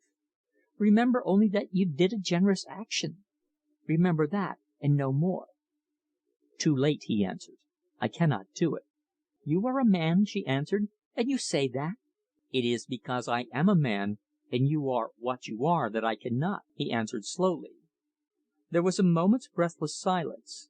Only he fancied that her face had somehow grown softer. "You must not talk like that," she said. "You do not know what you are saying, who or what I am. Listen. I think I hear the Baroness." She leaned a little forward, and the madness fired his blood. Half stupefied, she yielded to his embrace, her lips rested upon his, her frightened eyes were half closed. His arms held her like a vice, he could feel her heart throbbing madly against his. How long they remained like it, he never knew. Who can measure the hours spent in Paradise? She flung him from her at last, taking him by surprise with a sudden burst of energy, and before he could stop her she had left the room. In her place, the Baroness was standing upon the threshold, dressed in a wonderful blue wrapper, and with a cigarette beneath her teeth. She burst into a little peal of laughter as she looked into his distraught face. "For an Englishman," she remarked, "you are a little rapid in your love affairs, my dear Mr. Wrayson, is it not so? So she has left you planté là?" "I was mad," Wrayson muttered. The Baroness helped herself to whisky and soda. "Come again and make your peace, my friend," she said. "You will see no more of her to night." Wrayson accepted the hint and went. Chapter 11. False Sentiment. With his nerves strung to their utmost point of tension, Wrayson walked homeward with the unseeing eyes and mechanical footsteps of a man unable as yet fully to collect his scattered senses. But for him the events of the evening were not yet over. He had no sooner turned the key in the latch of his door and entered his sitting room than he became aware of the fact that he had a visitor. The air was fragrant with tobacco smoke. A man rose deliberately from the easy chair, and, throwing the ash from his cigarette into the fire, turned to greet him. Wrayson was so astonished that he could only gasp out his name. "Heneage!" he exclaimed. Heneage nodded. Of the two he was by far the more at his ease. "I wanted to see you, Wrayson," he said, "and I persuaded your housekeeper, with some difficulty, to let me wait for your arrival. Can you spare me a few minutes?" "Of course," Wrayson answered. "Sit down. Will you have anything?" Heneage shook his head. "Not just now, thanks." Wrayson took off his hat and coat, threw them upon the table, and lit a cigarette. "Well," he said, "what is it?" "I have come," Heneage said quietly, "to offer you some very good advice. You are run down and you look it. You need a change. I should recommend a sea voyage, the longer the better. They say that your paper is making a lot of money. Why not a voyage round the world?" "What the devil do you mean?" Wrayson asked. Heneage flicked off the ash from his cigarette and looked for a moment thoughtfully into the fire. "3 weeks ago last Thursday, I think it was," he began reflectively, "I had supper with Austin at the Green Room Club, after the theatre. He persuaded me, rather against my will, I remember, for I was tired that night, to go home with him and make a fourth at bridge. Austin's flat, as you know, is just below here, on the Albert Road." Wrayson stopped smoking. The cigarette burned unheeded between his fingers. His eyes were fixed upon his visitor. "Go on," he said. "We played 5 rubbers," Heneage continued, still looking into the fire. "It may have been 6. I left somewhere in the small hours of the morning, and walked along the Albert Road on the unlit side of the street. As I passed the corner here, I saw a hansom waiting before your door, and you, with somebody else, standing on the pavement." "Anything else?" Wrayson demanded. "No," Heneage answered. "I saw you, I saw the lady, and I saw the cab. It was a cold morning, and I am not naturally a curious person. I hurried on." Wrayson picked up the cigarette which had fallen from his fingers, and sat down. He could scarcely believe that this was not a dream, that it was indeed Stephen Heneage who sat opposite to him, Heneage the impenetrable, whose calm, measured words left no indication whatever as to his motive in making this amazing revelation. "You are naturally wondering," Heneage continued, "why, having seen what I did see, I kept silence. I follow your lead because I fancied, in the first place, that the presence of that young lady was a personal affair of your own, and that she could have no possible connection with the tragedy itself. You were evidently disposed to shield her and yourself at the same time. I considered your attitude reasonable, if a little dangerous. No man is obliged to give himself away in matters of this sort, and I am no scandalmonger. The situation, however, has undergone a change." Wrayson looked up quickly. "What do you mean?" he asked. "To night," Heneage said calmly, "I recognized your nocturnal visitor with the Baroness de Sturm." "And what of that?" Wrayson demanded. Heneage, who was leaning back in his chair, looking into the fire with half closed eyes, straightened himself and turned directly towards his companion. "How much do you know about the Baroness de Sturm?" he asked. "Nothing at all," Wrayson answered. I met her for the first time to night." Heneage looked back into the fire. "Ah!" he murmured. "I thought that it might be so. The young lady is perhaps an old friend?" "I cannot discuss her," Wrayson answered. "I can only say that I will answer for her innocence as regards any complicity in the murder of Morris Barnes." Heneage nodded sympathetically. "Still," he remarked, "the man was murdered." "I suppose so," Wrayson admitted. "And in a most mysterious manner," Heneage continued. "You have gathered, I dare say, from your knowledge of me, that these affairs always interest me immensely. I am almost as great a crank as the Colonel. I have been looking over this case a great deal, but I must confess that up to to night I have not been able to see a gleam of daylight. I had dismissed the young lady from my mind. Now, however, I cannot do so." "Simply because you saw her with the Baroness de Sturm?" Wrayson asked. "They are living together," Heneage reminded him, "a condition which naturally makes for a certain amount of intimacy." "Do you know anything against the Baroness?" Wrayson demanded. "Against her?" Heneage repeated thoughtfully. "Well, that depends." "Do you mean to insinuate that she is an adventuress?" Wrayson asked bluntly. "Certainly not," Heneage replied. "She is a representative of one of the oldest families in Europe, a persona grata at the court of her country, and an intimate friend of Queen Helena's. She is by no means an adventuress."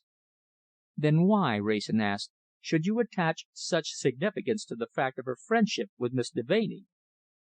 "Because," Heneage remarked, lighting another cigarette, "I happen to know that the Baroness is at present under the strictest police surveillance." Wrayson started. Heneage's first statement had reassured him. His later one was simply terrifying. He stared at his visitor in dumb alarm.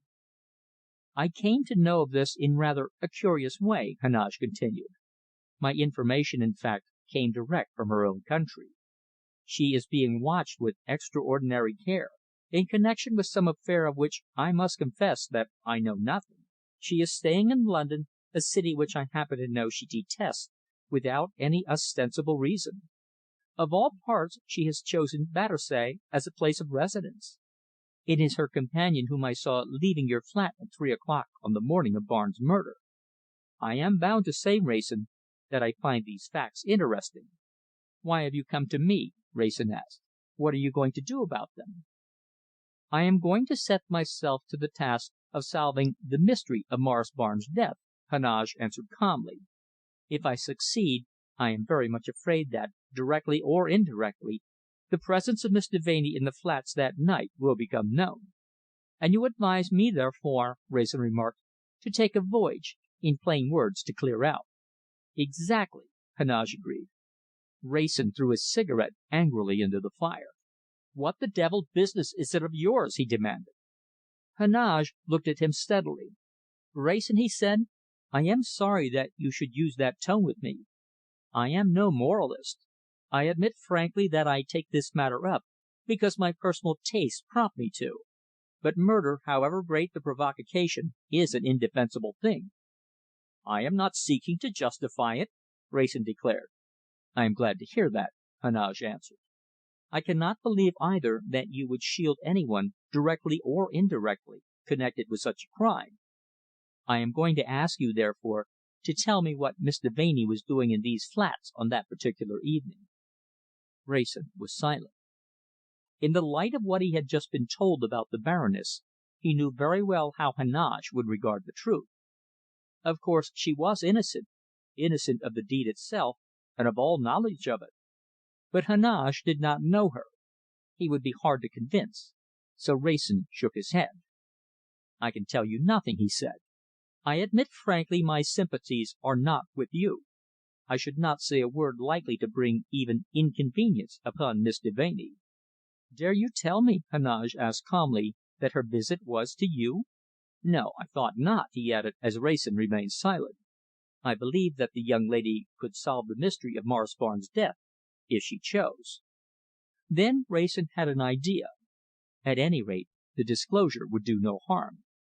"Do you know who Miss Deveney is?" he asked. Heneage looked across at him quickly. "Do you?" "Yes. She is the eldest daughter of the Colonel." "Our Colonel!" Heneage exclaimed. Wrayson nodded. "Her real name is Miss Fitzmaurice," he said. "Her mother's name was Devaney." Heneage looked incredulous. "Are you sure about this?" he asked. "Absolutely," Wrayson answered. "I saw her picture the day of the garden party, and I recognized her at once. There is no doubt about it whatever. She and the Baroness were schoolfellows in Brussels. There is no mystery about their friendship at all." Heneage was thoughtful for several moments. "This is interesting," he said at last, "but it does not, of course, affect the situation." "You mean that you will go on just the same?" Wrayson demanded. "Certainly. And it rests with you to say whether you will be on my side or theirs," Heneage declared. "If you are on mine, you will tell me what Miss Deveney was doing in these flats on that night of all others. If you are on theirs, you will go and warn them that I am determined to solve the mystery of Morris Barnes' death at all costs." "I had no idea," Wrayson remarked, "that you were ambitious to shine as an amateur policeman." "We all have our hobbies," Heneage answered. "Take the Colonel, for instance, the most harmless, the most good natured man who ever lived. Nothing in the world fascinates him so much as the details of a tragedy like this, however gruesome they may be. I have seen him handle a murderer's knife as though he loved it. His favourite museum is the Professional Chamber of Horrors in Scotland Yard. My own interests run in a slightly different direction. I like to look at an affair of this sort as a chess problem, and to set myself to solve it. I like to make a silent study of all characters around, to search for motives and dissect evidence. Human nature has its secrets, and very wonderful secrets, too." "I once," Wrayson said thoughtfully, "saw a man tracked down by bloodhounds. My sympathies were with the man." Heneage nodded. "Your view of life," he remarked, "was always a sentimental one." "No correct view," Wrayson declared, "can ignore sentiment." "Granted, but it must be true sentiment, not false," Heneage said. "This sentiment which interferes with justice is false sentiment." "Justice is altogether an arbitrary, a relative phrase," Wrayson declared. "I know no more about the case of Morris Barnes than you do. I knew the man by sight and repute, and I knew the manner of his life, and it seems to me a likely thing that there is more human justice about his death than in punishing the person who compassed it." "There are cases of that sort," Heneage admitted. "That is the advantage of being an amateur like myself. My discoveries, if I make any, are my own. I am not bound to publish them." Wrayson smiled a little bitterly. "You would be less than human if you didn't," he said. Heneage rose to his feet and began putting on his coat. Wrayson remained in his seat without offering to help him. "So I may take it, I suppose," he said, as he moved towards the door, "that my visit to you is a failure." "I have not the slightest idea of running away, if that is what you mean," Wrayson answered. "I am obliged to you for your warning, but what I did I am prepared to stand by." "I am sorry," Heneage answered. "Good night." Chapter 12. Tidings from the Cape. Wrayson paused for a moment in his work to answer the telephone which stood upon his table. "What is it?" he asked sharply. His manager spoke to him from the offices below. "Sorry to disturb you, sir, but there is a young man here who won't go away without seeing you. His name is Barnes, and he says that he has just arrived from South Africa." It was a busy morning with Wrayson, for in an hour or so the paper went to press, but he did not hesitate for a moment. "I will see him," he declared. "Bring him up yourself." Wrayson laid down the telephone. Morris Barnes had come from South Africa. It was a common name enough, and yet from the first he was sure that this was some relative. What was the object of his visit? The ideas chased one another through his brain. Was he, too, an Avenger? There was a knock at the door, and the clerk from downstairs ushered in his visitor. Wrayson could scarcely repress a start. It was a younger edition of Morris Barnes who stood there, with an ingratiating smile upon his pale face, a trifle more Semitic in appearance, perhaps, but in other respects the likeness was almost startling. It extended even to the clothes, for Wrayson recognized with a start a purple and white tie of particularly loud pattern. The cut of his coat, the glossiness of his hat and boots, too, were all strikingly reminiscent of the dead man. His visitor was becoming nervous under Wrayson's close scrutiny. His manner betrayed a curious mixture of diffidence and assurance. He seemed over anxious to create a favourable impression. "I took the liberty of coming to see you, Mr. Wrayson," he said, twisting his hat round in his hand. "My name is Barnes, Sydney Barnes. Morris Barnes was my brother." Wrayson pointed to a chair, into which his visitor subsided with exaggerated expressions of gratitude. He had very small black eyes, set very close together, and he blinked continually. The more Wrayson studied him, the less prepossessing he found him. "What can I do for you, Mr. Barnes?" he asked quietly. "I have just come from Cape Town," the young man said. "Such a shock it was to me about my poor brother. Oh, such a shock!" "How did you hear about it?" Wrayson asked. "Just a newspaper. I read an account of it all. It did give me a turn, and no mistake. Directly I'd finished, I went and booked my passage on the Dunottar Castle. I had a very fair berth over there, £2 a week, but I felt I must come home at once. Fact is," he continued, looking down at his trousers, "I had no time to get my own togs together. I was so anxious, you see. That's why I'm wearing some of poor Morris's." "Are you the only relative?" Wrayson asked. "'Pon my Sam, I am," the other answered with emphasis. "We hadn't a relation in the world. Father and mother died 10 years ago, and Morris and I were the only two. Anything that poor Morris possessed belongs to me, sure. There's no one else to claim a farthing's worth. You must know that yourself, Mr. Wrayson, eh?" "If, as you say, you are the only relative, your brother's effects, of course, belong to you," Wrayson answered. "It's a sure thing," the young man declared. "I've been to the landlord of the flat, and he gave me up the keys at once. There's only one quarter's rent owing. Pretty stiff, though, isn't it? £50." "Your brother's was a furnished flat, I believe," Wrayson answered. "That makes a difference, of course." The young man's face fell. "Then the furniture wasn't his?" he remarked. Wrayson shook his head. "No, the furniture belongs to the landlord. There will be an inventory, of course, and you will be able to find out if anything was your brother's." It was obvious that Mr. Sydney Barnes had not yet as entered upon the purpose of his visit. He fidgeted for a moment or two with his hat, and looked up at Wrayson, only to look nervously away again. To set him more at ease, Wrayson lit a cigarette and passed the box over. "Thank you, Mr. Wrayson. Thank you, sir," his visitor exclaimed.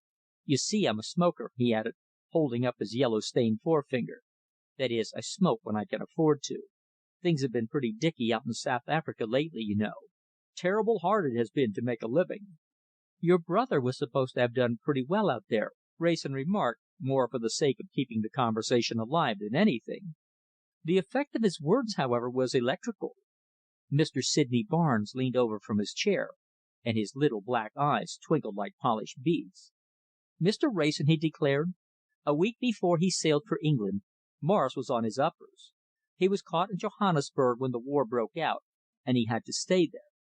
When he turned up in Cape Town again, his own mother wouldn't have known him. He was in rags. He'd come down on a freight. He hadn't a scrap of luggage or a copper to his name. That was Morris when he came to me in Cape Town." Wrayson was listening attentively. He almost feared to let his visitor see how interested he was. "He was fair done in," the young man declared. "He never had the pluck of a chicken, and the night he found me in Cape Town he cried like a baby. He had lost everything, he said.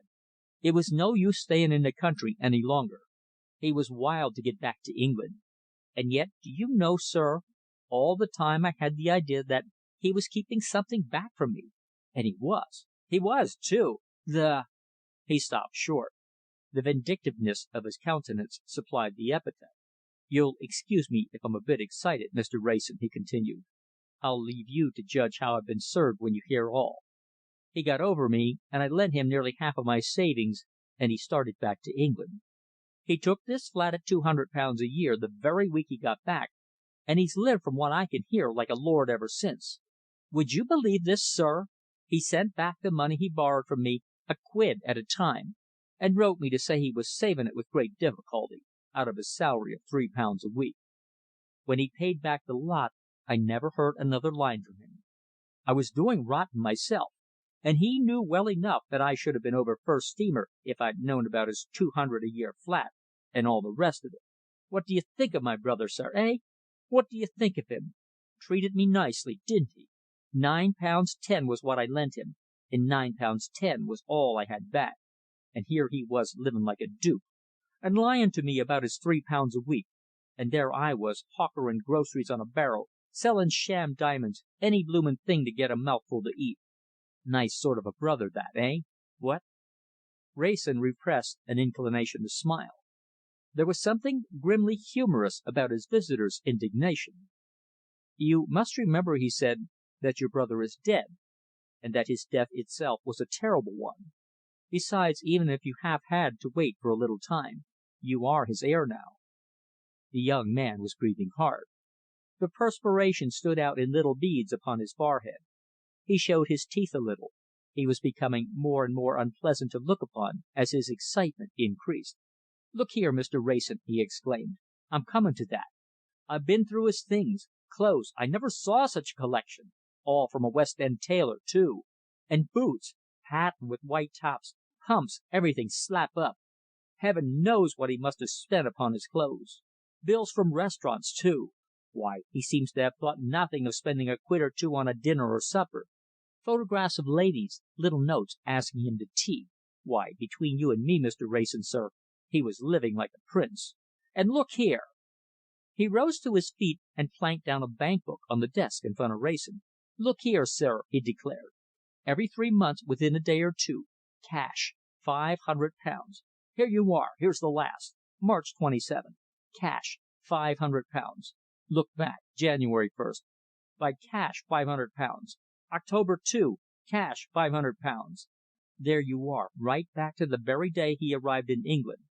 And he left South Africa with 10 bob of mine in his pocket, after he paid his passage, and from what I can hear, he never did a day's work after he landed. And me over there working 13 or 14 hours a day, and half the time stony broke. There's a brother for you. Cane was a fool to him." "But you must remember that, after all, you are going to reap the benefit of it now," Wrayson remarked. "Ah, but am I?" the young man exclaimed fiercely. "That's what I want to know. Look here, I've been through every letter and every scrap of paper I can find. I've been to the bank and to his few pals, and strike me dead if I can find where that £500 came from every 3 months. It was in gold always. He must have gone and changed it somewhere. 500 golden sovereigns every 3 months, and I can't find where they came from." "Have you been to a solicitor?" Wrayson asked. "Not yet," the young man answered. "I don't see what good he'll be when I do. Morris was always one of the close sort, and I can't fancy him spending much over lawyers." "What made you come to me?" Wrayson inquired. "Well, the caretaker at the flat told me that you and Morris used to speak now and then, and I'm trying everyone. I'm afraid he wasn't classy enough for you to have palled up with, but I thought he might have let something slip, perhaps." Wrayson shook his head. "He never spoke to me of his affairs," he said. "He always seemed to have plenty of money, though." "Doesn't the bank book prove it?" the young man exclaimed excitedly. "Every one who knew anything about him says the same. There was I, half starved in Cape Town, and here was he spending 2,000 a year. Beast he was. I'll find out where it came from, if it takes me a lifetime." Wrayson leaned back in his chair. Nothing since the events of that night itself had appealed to him more than the coming of this young man and his strange story. "I am sorry that I have no information to give you," he said. "On the other hand, if I can help you in any other way, I shall be very glad." "What should you advise me to do?" the young man asked. "I should like to think the matter over carefully," Wrayson answered. "What are your engagements for to day? Can you lunch with me?" "I have no engagements," his visitor answered eagerly. "When and what time?" Wrayson repressed a smile. "I shall be ready in 20 minutes," he answered. "We will go out together, if you don't mind waiting." "I'm on," Mr. Sydney Barnes declared, crossing his legs. "Don't you hurry on my account. I'll wait as long as you like." Chapter 12. Chapter 13. Searching the Chambers. Wrayson took his guests to a popular restaurant where there was music and a 5-course luncheon for 3 and 6. Their conversation during the earlier part of the meal was limited, for Mr. Sydney Barnes showed himself possessed of an appetite which his host contemplated with respectful admiration. His sallow cheeks became flushed, and his nervousness had subsided long before the arrival of the coffee. "I say, this is all right, this place is," he said, leaning back in his chair, with a large cigar between his teeth. "Jolly expensive, I suppose, isn't it?" Wrayson smiled. "It depends," he answered. "I don't suppose your brother would have found it so. A bachelor can do himself pretty well on 2,000 a year." "I only hope I get hold of it," Mr. Sydney Barnes declared fervently. "This is the way I should like to live, this is." "I hope you will," Wrayson answered. "An income of that sort could scarcely disappear into thin air, could it? By the by, Mr. Barnes, that reminds me of a very important circumstance which, up to now, we have not mentioned. I mean the way your brother met with his death." The young man nodded thoughtfully. "Ah!" he remarked. "He was murdered, wasn't he? Some one must have owed him a nasty grudge. Morris always was a one to make enemies." "I don't know whether the same thing has occurred to you," Wrayson continued, "but I can't help wondering whether there may not have been some connection between his death and that mysterious income of his." "I've thought of that myself," the young man declared. "All the same, I can't see what he could have carried about with him worth 2,000 a year." "Exactly," Wrayson answered. "But, you see, the matter stands like this. He was in receipt of about £500 every 3 months, as his bank book proves.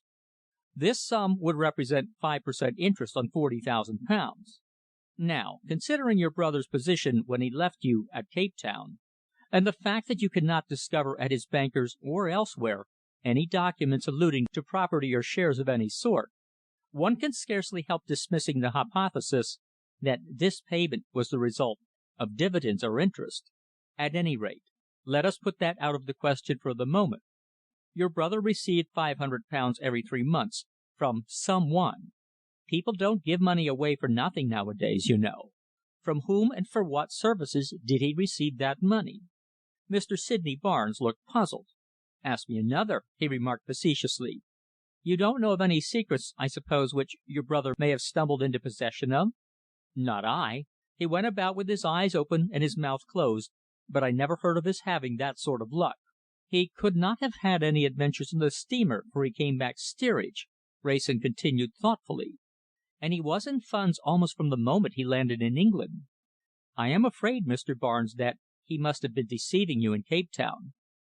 "If I could only have a dozen words with him!" the young man muttered savagely. "It would be useful," Wrayson admitted, "but unfortunately it is out of the question. Either he was deceiving you, or he was in possession of something which turned out far more valuable than he had imagined." "If so, where is it?" Mr. Sydney Barnes demanded. "If it was worth that to him, it may be to me." "Exactly," Wrayson remarked. "But the question of your brother's murder comes in there. People don't commit a crime like that for nothing, you know. If it was information which your brother had, it died with him. If it was documents, they were probably stolen by the person who killed him." "Come, that's cheerful," the young man declared ruefully. "If you're guessing right, where do I come in?" "I'm afraid you don't come in," Wrayson answered. "But remember, I am only following out a surmise. Have you looked through your brother's papers carefully?" "I've gone through 'em all," Mr. Sydney Barnes answered. "But, of course, I was looking for scrip or a memorandum of investments, or something of that sort. Perhaps if a clever chap like you were to go through them, you might come across a clue." "It seems hard to believe that he shouldn't have left something of the sort behind him," Wrayson answered. "It might be only an address, or a name, or anything." "Will you come round with me and see?" Mr. Barnes demanded eagerly. "It wouldn't take you long. You're welcome to see everything there is there." Wrayson called for the bill. "Very well," he said. "We will take a hansom round there at once." They left the place a few minutes later, and drove to Battersea. "There's a quarter to run, the landlord says, so I'm staying here," Barnes explained as he unlocked the front door. "I can't afford a servant or anything of that sort, of course, but I shall just sleep here." The rooms had a ghostly and unkempt appearance. The atmosphere of the sitting room was stuffy and redolent of stale tobacco smoke. Wrayson's first action was to throw open the window. "There isn't a sign of a paper anywhere except in that desk," the young man remarked. "You'll find things in a mess, but whatever was there is there now. I've destroyed nothing." Wrayson seated himself before the desk and began a careful search. There were restaurant bills without number, and a variety of ladies' cards more or less soiled. There were Empire and Alhambra programs, a bundle of racing wires, and an account from a bookmaker showing a small debit balance. There were other miscellaneous bills, a plaintive epistle from a lady signing herself Flora and begging for the loan of a fiver for a week, and an invitation to tea from a spinster who called herself Poppy. Amongst all this mass of miscellaneous documents, there were only three which Wrayson laid on one side for further consideration. One of these was a note, dated from the Adelphi a few days before the tragedy, and written in stiff legal hand. It contained only a few lines. "Dear Sir, my client will be happy to meet with you at any time on Thursday you may be pleased to appoint, either here or at your own address. Please reply, making an appointment by return of post. Yours faithfully, W. Bentham." The second document was also in the shape of a letter from a firm of private detective agents, and was dated only a day earlier than the lawyer's letter. It ran as follows: "My dear Sir, in reply to your inquiry, our charges for watching a single person in London only are 3 guineas a day, including all expenses. For that sum we can guarantee that the person with whose movements you desire to keep in touch will be closely shadowed from roof to roof, so long as the person remains within 7 miles of Charing Cross. A daily report will be made to you, and should legal proceedings ensue from any information procured by us, you may rely upon any witness whom we might place in the box. Trusting to hear from you, we are, yours sincerely, McKenna and Fowles." The third document which Wrayson had preserved was the Cunard sailing list for the current month, the plan of a steamer which sailed within a week of the murder, and a few lines from the steamship office, representing accommodation. "These, at any rate, will give you something to do," Wrayson remarked. "You can go to the lawyer and find out who his client was who desired to see your brother. There is a chance there. You can go to McKenna and Fowles and find out who it was whom he wanted shadowed, and you can go to the Cunard office and see whether he really intended sailing for America." Mr. Sydney Barnes looked a little doubtful. "I suppose," he suggested timidly, "you couldn't spare time to go round to these places with me? You see, I'm not much class over here, even in Morris's togs. They'd take more notice of you, being a gentleman. Good God, what's that?" Both men had started, for the sound was unexpected. Some one was fitting a latch key into the door. Chapter 14. The Dead Man's Brother.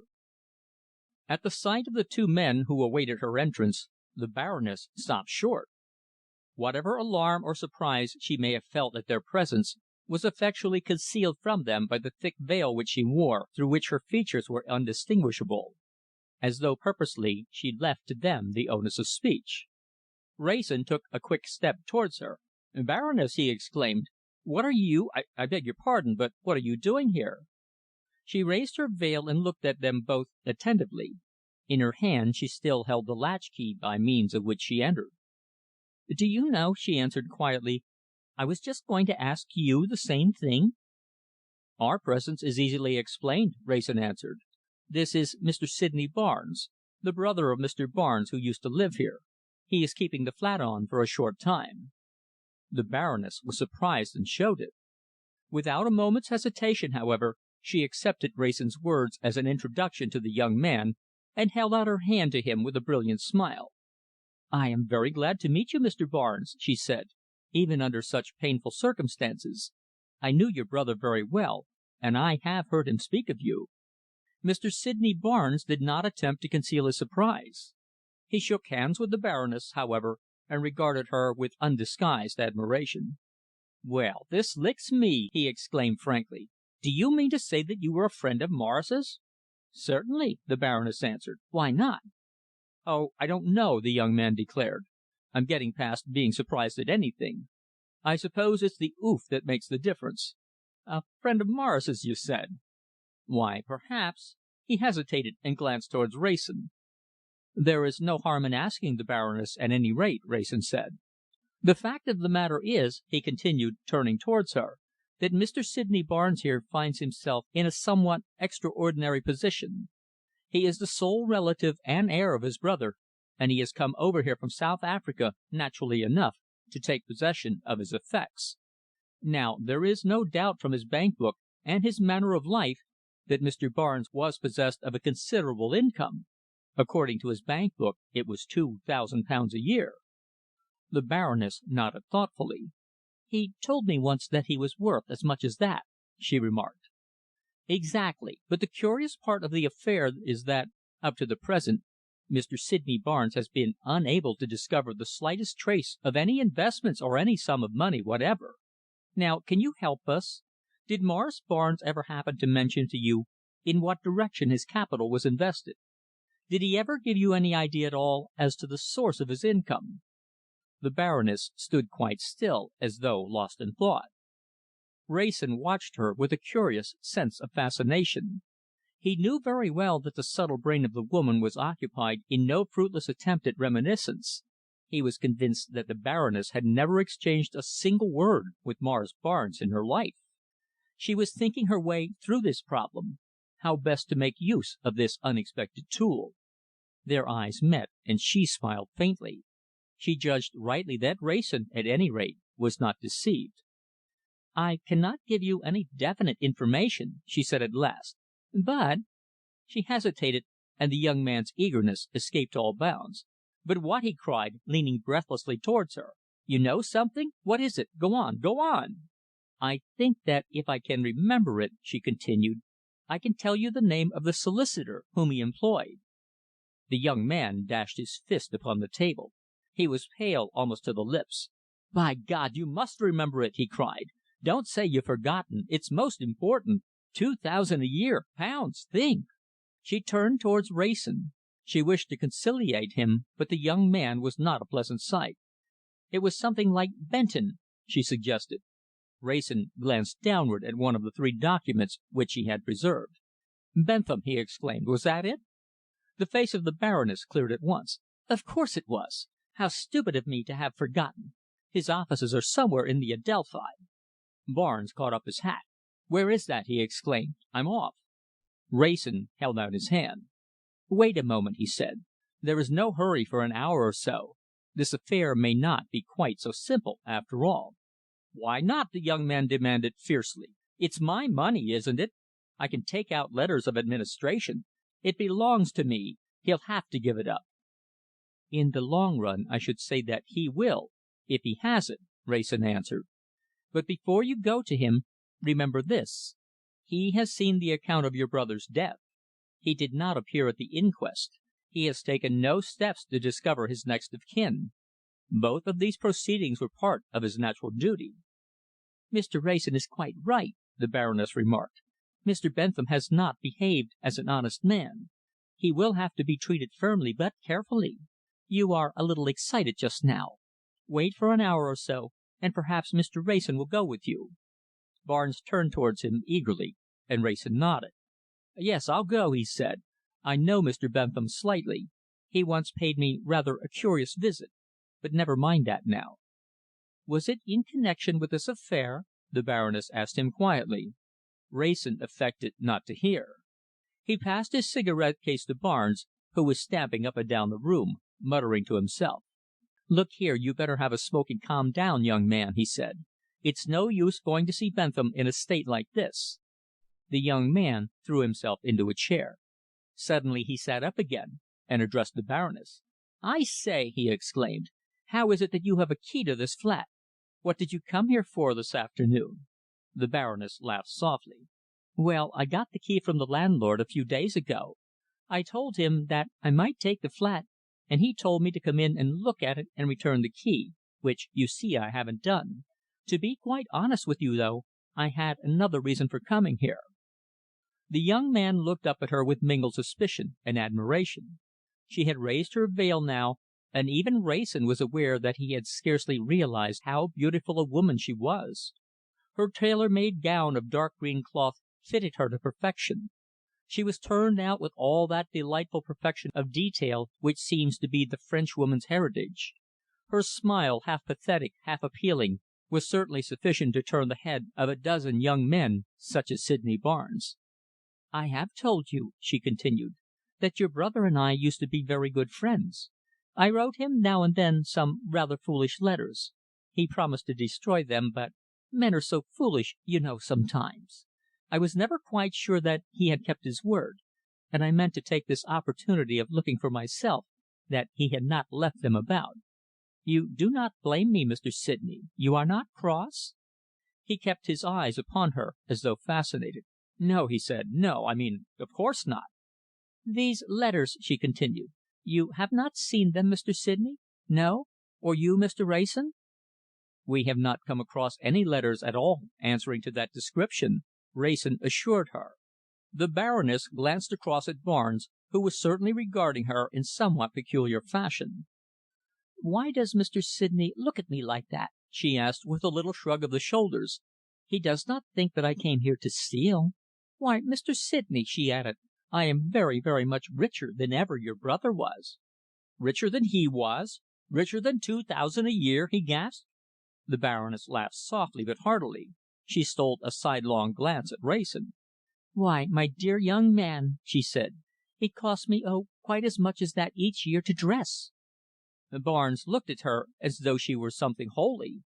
When he spoke, there was awe in his tone. The problem which had formed itself in his thoughts demanded expression. "And you say that you were a pal I mean a friend of Morris's? You wrote him letters?" The Baroness smiled. "Why not?" she exclaimed. "Women have queer tastes, you know. We like all sorts of men. I think I must ask Mr. Wrayson to bring you in to tea one afternoon. Would you like to come?" "Yes," he answered. She nodded a farewell and turned to Wrayson. "As for you," she said under her breath, "you had better come soon if you want to make your peace with Louise." "May I come this afternoon?" he asked. She nodded, and held out her exquisitely gloved hand. "I knew you were going to be an ally," she murmured under her breath. "Don't let the others get hold of him." She was gone before Wrayson could ask for an exclamation. The others? If only he could discover who they were! He turned back into the room. "Do you mind coming down into my flat for a moment, Barnes?" he asked. "I want to telephone to the office before I go out with you again." The young man followed him heavily. He seemed a little dazed. In Wrayson's sitting room he stood looking about him as though appraising the value of the curios, pictures and engravings with which the apartment was crowded. Wrayson, while waiting for his call, watched him curiously. In his present state his vulgarity was perhaps less glaringly apparent, but his lack of attractiveness was accentuated. His ears seemed to have grown larger, his pinched Semitic features more repulsive, and his complexion sallower. He was pitchforked into a world of which he knew nothing, and he seemed stunned by his first contact with it. Only one thing remained, the greed in his eyes. They seemed to have grown narrower and brighter with desire. He did not speak until they were in the cab. Then he turned to Wrayson. "I say," he exclaimed, "what was her name?" Wrayson smiled. "The Baroness de Sturm," he answered. "Baroness real Baroness all O.K., I suppose?" "Without a doubt," Wrayson answered. "And Morris knew her? She wrote letters to him," he continued. "A woman like that!" He was silent for several moments. It was obvious that his opinion of his brother was rising rapidly. His tone had become almost reverential. "I've got to find out where that money is," he said abruptly. "If I go through fire and water to get it, I'll have it. I'll keep on Morris's flat. I'll go to his tailor. You're laughing at me, but I mean it. I've had enough of grubbing along on nothing a week and living in the gutters. I want a bit of Morris's luck." Wrayson put his head out of the cab. The young man's face was not pleasant to look at. "We are there," he said. "Come along." Chapter 15. The Lawyer's Suggestion. The offices of Mr. Bentham were situated at the extreme end of a dingy, depressing looking street which ran from the Adelphi to the Embankment Gardens. It was a street of private hotels which no one had ever heard of, and where apparently no one ever stayed. A few cranky institutions, existing under the excuse of charity, had their offices there, and a firm of publishers, whose glory was of the past, still dragged out their uncomfortable and profitless existence in a building whose dusty windows and smoke stained walls sufficiently proclaimed their fast approaching extinction. They found the name of Mr. Bentham upon a rusty brass plate outside the last building in the street, with the additional intimation that his offices were upon the first floor. There they found him, without clerks, without even an errand boy, in a large bare apartment overlooking the Embankment. The room was darkened by the branches of one of a row of elm trees, and the windows themselves were curtainless. There was no carpet upon the floor, no paper upon the walls, no rows of tin boxes, none of the usual surroundings of a lawyer's office. The solicitor, who had bidden them enter, did not at first offer them any salutation. He paused in a letter which he was writing, and his eyes rested for a moment upon Wrayson, and for a second or two longer upon his companion. "Good afternoon, Mr. Bentham," Wrayson said. "My name is Wrayson. You remember me, I dare say?" "I remember you certainly, Mr. Wrayson," the lawyer answered. His eyes were resting once more upon Sydney Barnes. "This," Wrayson explained, "is Mr. Sydney Barnes, a brother of the Mr. Morris Barnes, who was, I believe, a client of yours." "Scarcely," the lawyer murmured, "a client of mine, although I must confess that I was anxious to secure him as one. Possibly, if he had lived a few more hours, the epithet would have been in order." Wrayson nodded. "From a letter which we found in Mr. Barnes' desk," he remarked, "we concluded that some business was pending between you. Hence our visit."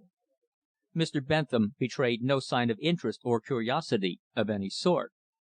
"I regret," he said, "that I cannot offer you chairs. I am not accustomed to receive my clients here. If you care to be seated upon that form, pray do so." Wrayson glanced at the form and declined. Sydney Barnes seemed scarcely to have heard the invitation. His eyes were glued upon the lawyer's face. "Will you tell me precisely," Mr. Bentham said, "in what way I can be of service to you?" "I want to know where my brother's money is," Barnes declared, stepping a little forward. "£2,000 a year he had. We've seen it in his bank book. £500 every quarter day, and we can't find a copper. You were his lawyer, or were going to be. You must have known something about his position." Mr. Bentham looked straight ahead with still, impassive face. No trace of the excitement in Sydney Barnes' face was reflected in his features. "£2,000 a year," he repeated calmly. "It was really as much as that, was it? Your brother had, I believe, once mentioned the amount to me. I had no idea, though, that it was quite so large." "I am his heir," the young man declared feverishly. "I'll take my oath there's no one else. I'm going to take out letters of administration. He hadn't another relation on God's earth." Mr. Bentham regarded the young man thoughtfully. "Have you any idea, Mr. Barnes, as to the source of this income?" "Of course I haven't," Barnes answered. "That's why we're here. You must know something about it." "Your brother was not my client," the lawyer said slowly. "If his death had not been quite so sudden, I think that he might have been. As it is, I know very little of his affairs. I am afraid that I can be of very little use to you." "You must know something," Barnes declared doggedly. "You must tell us what you do know." "Your brother was," Mr. Bentham said, "a very remarkable man. Has it never occurred to you, Mr. Barnes, that this £2,000 a year might have been money received in payment of services rendered, might have been, in short, in the nature of a salary?" "Not likely," Barnes answered contemptuously. "Morris did no work at all. He did nothing but just enjoy himself and spend money." "Nothing but enjoy himself and spend money," Mr. Bentham repeated. "Ah! Did you see a great deal of your brother during the last few years?" "I saw nothing of him at all. I was out in South Africa. I have only just got back. Not but that I'd been here long ago," the young man added, with a note of exasperation in his tone, "if I'd had any idea of the luck he was in. Why, I lent him a bit to come back with, though I was only earning 30 bob a week, and the brute only sent it to me back in bits, and not a farthing over." "That was not considerate of him," Mr. Bentham agreed. "Not at all considerate. Your brother had the command of considerable sums of money. In fact, Mr. Barnes, I may tell you, without any breach of confidence, that I think that if he had kept his appointment with me on the night when he was murdered, I was prepared, on behalf of my client, to hand him a cheque for £10,000." Barnes struck the table before him with his clenched fist. "For what?" he cried hysterically. "£10,000 for what?" "Your brother," Mr. Bentham said calmly, "was possessed of securities which were worth that much or even more to my client." "And where are they now?" Barnes gasped. "I don't know," Mr. Bentham answered. "If you can find them, I think it very likely that my client might make you a similar offer." It was the first ray of hope. Barnes moistened his dry lips with his tongue, and drew a long breath. "Securities," he muttered. "What sort of securities?" "There, unfortunately," Mr. Bentham said, "I am unable to help you. I am an agent only in the matter. They were securities which my client was anxious to buy, and your brother was not unwilling to sell for cash, notwithstanding the income which they were bringing him in." "But how can I look for them if I don't know what they are?" Barnes protested. "There are difficulties, certainly," the lawyer admitted, carefully polishing his spectacles with the corner of a silk handkerchief. "But then, as you have doubtless surmised, the whole situation is a difficult one." "You can get to know," Barnes exclaimed. "Your client would tell you." Mr. Bentham sighed gently. "Of course," he said, "I am only quoting my own opinion, but I do not think that my client would do anything of the sort. These securities happen to be of a somewhat secret nature. Your brother was in a position to make an exceedingly clever use of them. It appears incidentally to have cost him his life, but there are risks, of course, in every profession." Barnes stared at him with wide open eyes. He seemed for the moment struck dumb. Wrayson, who had been silent during the greater part of the conversation, turned towards the lawyer. "You believe, then," he asked, "that Morris Barnes was murdered for the sake of these securities?" "I believe nothing," the lawyer answered. "It is not my business to believe. Mr. Morris Barnes was in the receipt of an income of £2,000 a year, which we might call dividend upon these securities. My client, through me, made Mr. Barnes a cash offer to buy them outright, and although I must admit that Mr. Barnes had not closed with us, yet I believe that he was on the point of doing so. He had doubtless had it brought home to him that there was a certain amount of danger associated with his position generally. The night on which my client arrived in England was the night upon which Mr. Morris Barnes was murdered. The inference to be drawn from this circumstance I can leave, I am sure, to the common sense of you two gentlemen." "First, then," Wrayson said, "it would appear that he was murdered by the people who were paying him £2,000 a year, and who were acting in opposition to your client?" Mr. Bentham shrugged his shoulder gently. "It does not sound unreasonable," he admitted. "And secondly," Wrayson continued, "if that was so, he was probably robbed of these securities at the same time. Now that also," Mr. Bentham said smoothly, "sounds reasonable. But as a matter of fact," he continued, looking down upon the table, "there are certain indications which go to disprove it. My personal opinion is that the assassin, granted that there was an assassin, and granted that he was acting on behalf of the parties we have referred to, met with a disappointment." "In plain words," Wrayson interrupted, "you mean that the other side have not possessed themselves of the securities?" "They certainly have not," Mr. Bentham declared.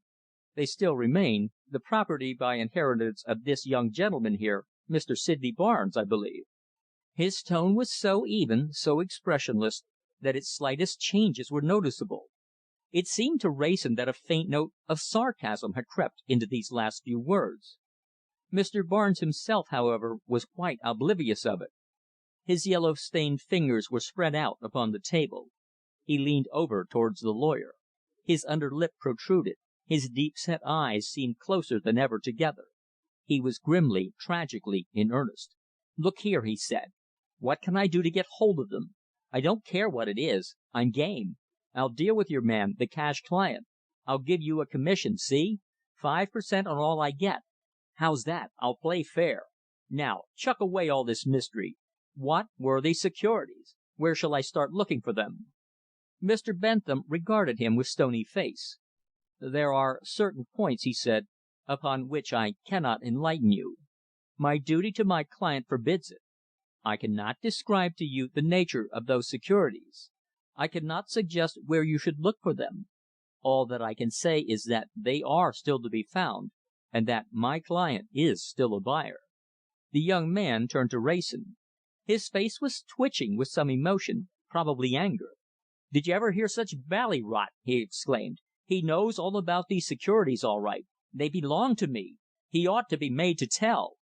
Wrayson shrugged his shoulders. "It does seem rather a wild goose chase, doesn't it?" he remarked. "Can't you tell him a little more, Mr. Bentham?" Mr. Bentham sighed, as though his impotence were a matter of sincere regret to him. "The only advice I can offer Mr. Barnes," he said, "is that he induce you to aid him in the search. Between you, I should never be surprised to hear of your success." "And why," Wrayson asked, "should you consider me such a useful ally?" Mr. Bentham looked at him steadily for a moment. "You appear to me," he said, "to be a young man of intelligence, and you know how to keep your own counsel. I should consider Mr. Barnes very fortunate if you could make up your mind to aid him in his search." "It is not my affair," Wrayson answered stiffly. "I could not possibly pledge myself to enter upon such a wild goose chase." Mr. Bentham turned over some papers which lay upon the table before him. He had apparently had enough of the conversation. "You must not call it exactly that, Mr. Wrayson," he said. "Mr. Barnes' success in his quest would probably result in an act of justice to society. To you personally, I should imagine it would be expressly interesting." "What do you mean?" Wrayson asked quickly. The lawyer looked at him calmly. "It would solve the mystery of Morris Barnes' murder," he answered. Wrayson touched his companion on the shoulder. "I think that we might as well go," he said. "Mr. Bentham does not mean to tell us anything more." Barnes moved slowly towards the door, but with reluctance manifested in his sullen face and manner. "I don't know how I'm going to set about this job," he said, turning once more towards the lawyer. "I shall do what I can, but you haven't seen the last of me yet, Mr. Bentham. If I fail, I shall come back to you." The lawyer shrugged his shoulders. He was already absorbed in other work. Chapter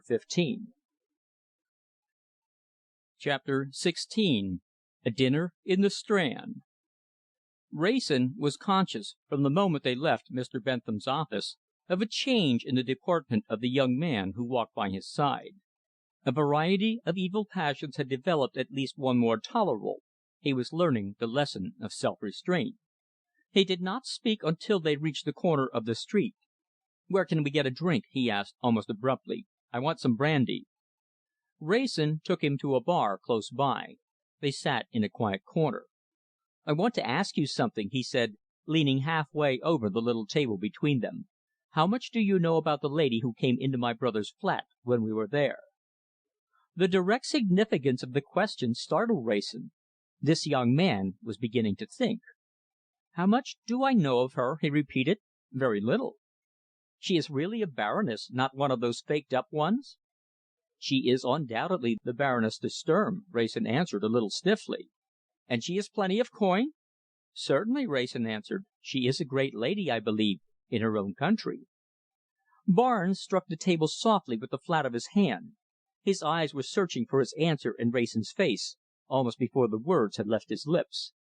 "Do you believe, then," he asked, "that a woman like that wrote love letters to Morris? You knew Morris.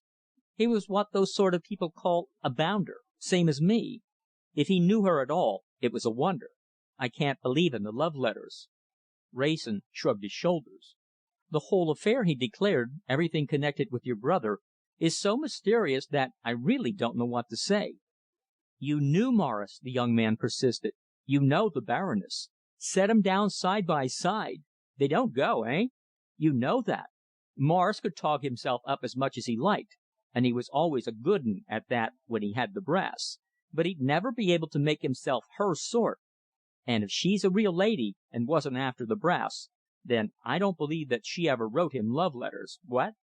Wrayson said nothing. The young man held out his empty glass to a waiter. "More brandy," he ordered briefly. "Look here, Mr. Wrayson," he added, adopting once more his mysterious manner. "Those love letters don't go. What did the Baroness want in my brother's flat? She struck me dumb when I first saw her, I admit it. I'd have swallowed anything. More fool me. I tell you, though, I'm not having any more. Will you come along with me to her house now and see if we can't make her tell us the truth?" Wrayson shook his head deliberately. "Mr. Barnes," he said, I am sorry to disappoint you, and I sympathize very much with your position, but you mustn't take it for granted that I am, shall we say, your ally in this matter. I haven't either the time or the patience to give to investigations of this sort. I have done what I could for you, and I will give you what advice I can, or help you in any way if you care to come and see me, but you mustn't count on anything else." Barnes's face dropped. He was obviously disappointed. "You won't come and see the Baroness with me even?" he asked. "I think not," Wrayson answered. "To tell you the truth, I don't think that it would be of any use. Even if your suspicions are correct, and you scarcely know what you suspect, do you? The Baroness is much too clever a woman to allow herself to be pumped by either you or me." Wrayson felt himself subjected for several moments to the scrutinizing stare of those blinking, unpleasant eyes. "You're not taking her side against me, are you?" Barnes asked distrustfully. "Certainly not," Wrayson answered impatiently. "You must be reasonable, my young friend. I have done what I can to put you in the way of helping yourself, but I am a busy man. I have my own affairs to look after, and I can't afford to play the part of a 20th century Don Quixote." "I understand," the young man said slowly. "You are going to turn me up." "You are putting a very foolish construction upon what I have said," Wrayson answered irritably. "I have gone out of my way to help you, but frankly I think that yours is a wild goose chase." Barnes rose to his feet and finished his brandy. "I don't believe it," he declared. "I'm going to have that 2,000 a year, if I have to take that man Bentham by the throat and strangle the truth out of him. If I can't find out without, I'll make him tell me the truth if I swing for it, by God I will!" They left the place together and walked towards the corner of the street. "I shouldn't do anything rash if I were you," Wrayson said. "I fancy you'd find Bentham a pretty tough sort to tackle. You must excuse me now. I am going into the club for a few minutes." "How are you, Wrayson?" a quiet voice asked behind. Wrayson turned round abruptly. It was Stephen Heneage who had greeted him, the one man whom, at that moment, he was least anxious to meet of any person in the world. Already he could see that Heneage was taking quiet but earnest note of his companion. Wrayson nodded a little abruptly, and left Barnes without any further farewell. "Coming round to the club?" he asked. Heneage assented, and glanced carelessly behind at Barnes, who was walking slowly in the opposite direction. "Who's your friend?" he asked. "You shook him off a little suddenly, didn't you?" "He is not a friend," Wrayson answered, "and I was trying to get rid of him when you came up. He is nobody of any account." Heneage shook his head thoughtfully.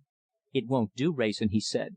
"That young man possessed a cast of features which are positively unmistakable." "What do you mean?" Wrayson demanded. "I mean that he was a relation, and a near relation too, I should imagine, of your deceased friend, Morris Barnes," Heneage answered coolly. "I shall be obliged to make that young man's acquaintance." "Damn you and your prying!" Wrayson exclaimed angrily. "I wish " He stopped abruptly. Heneage was already retracing his steps. Wrayson, after a moment's indecision, went on to the club, and made his way at once to the billiard room. The Colonel was sitting in his usual corner chair, watching a game of pool, beaming upon everybody with his fatherly smile, encouraging the man who met with ill luck, and applauding the successful shots. He was surrounded by his cronies, but he held out his hand to Wrayson, who leaned against the wall by his side, and waited for his opportunity. "Colonel," he said at last in his ear, taking advantage of the applause which followed a successful shot, "I want half an hour's talk with you, quite by ourselves. Can you slip away and come and dine with me somewhere?" The Colonel looked dubious. "I'm afraid they won't like it," he answered. "Freddie and George are here, and Tempest's coming in later." "I can't help it," Wrayson answered. "You can guess what it's about. It's a serious matter." The Colonel sighed. "We might find an opportunity later on," he suggested. "It won't do," Wrayson answered. "I want to get right away from here. I wouldn't bother you if it wasn't necessary." "I'm sure you wouldn't," the Colonel admitted. "We'll slip away quietly when this game is over. It won't be long." "Good shot, Freddie. Sixpence. You divide." They found themselves in the Strand about half an hour later. "Where shall we go?" Wrayson asked. "Somewhere quiet." "Across the way," the Colonel answered. "We shan't see any one we know there."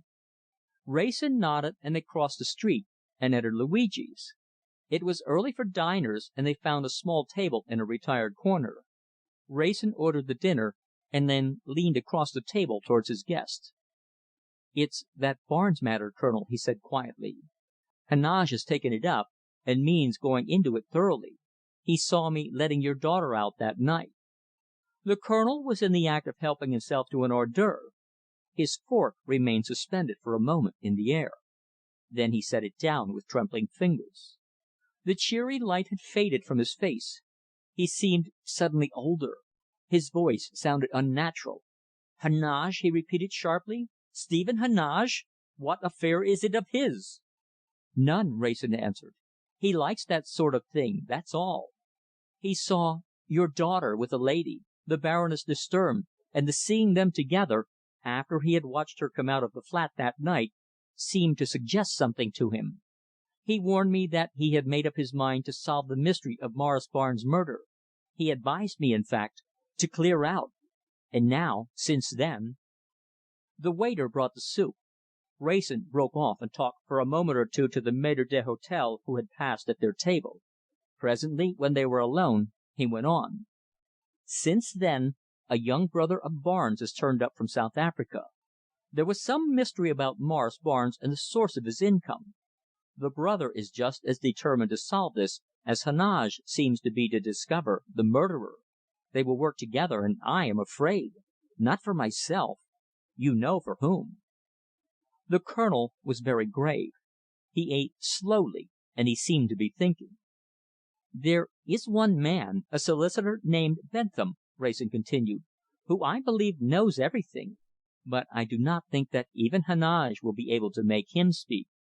His connection with the affair is on behalf of a mysterious client. Young Barnes and I went to see him this afternoon, but beyond encouraging the boy to search for the source of his brother's income, he won't open his mouth." "A solicitor named Bentham," the Colonel repeated mechanically. "Ah!" "Do you know him?" Wrayson asked. "I have heard of him," the Colonel answered. "A most disreputable person, I believe. He has offices in the Adelphi." Wrayson nodded. "And whatever his business is," he continued, "it isn't the ordinary business of a solicitor.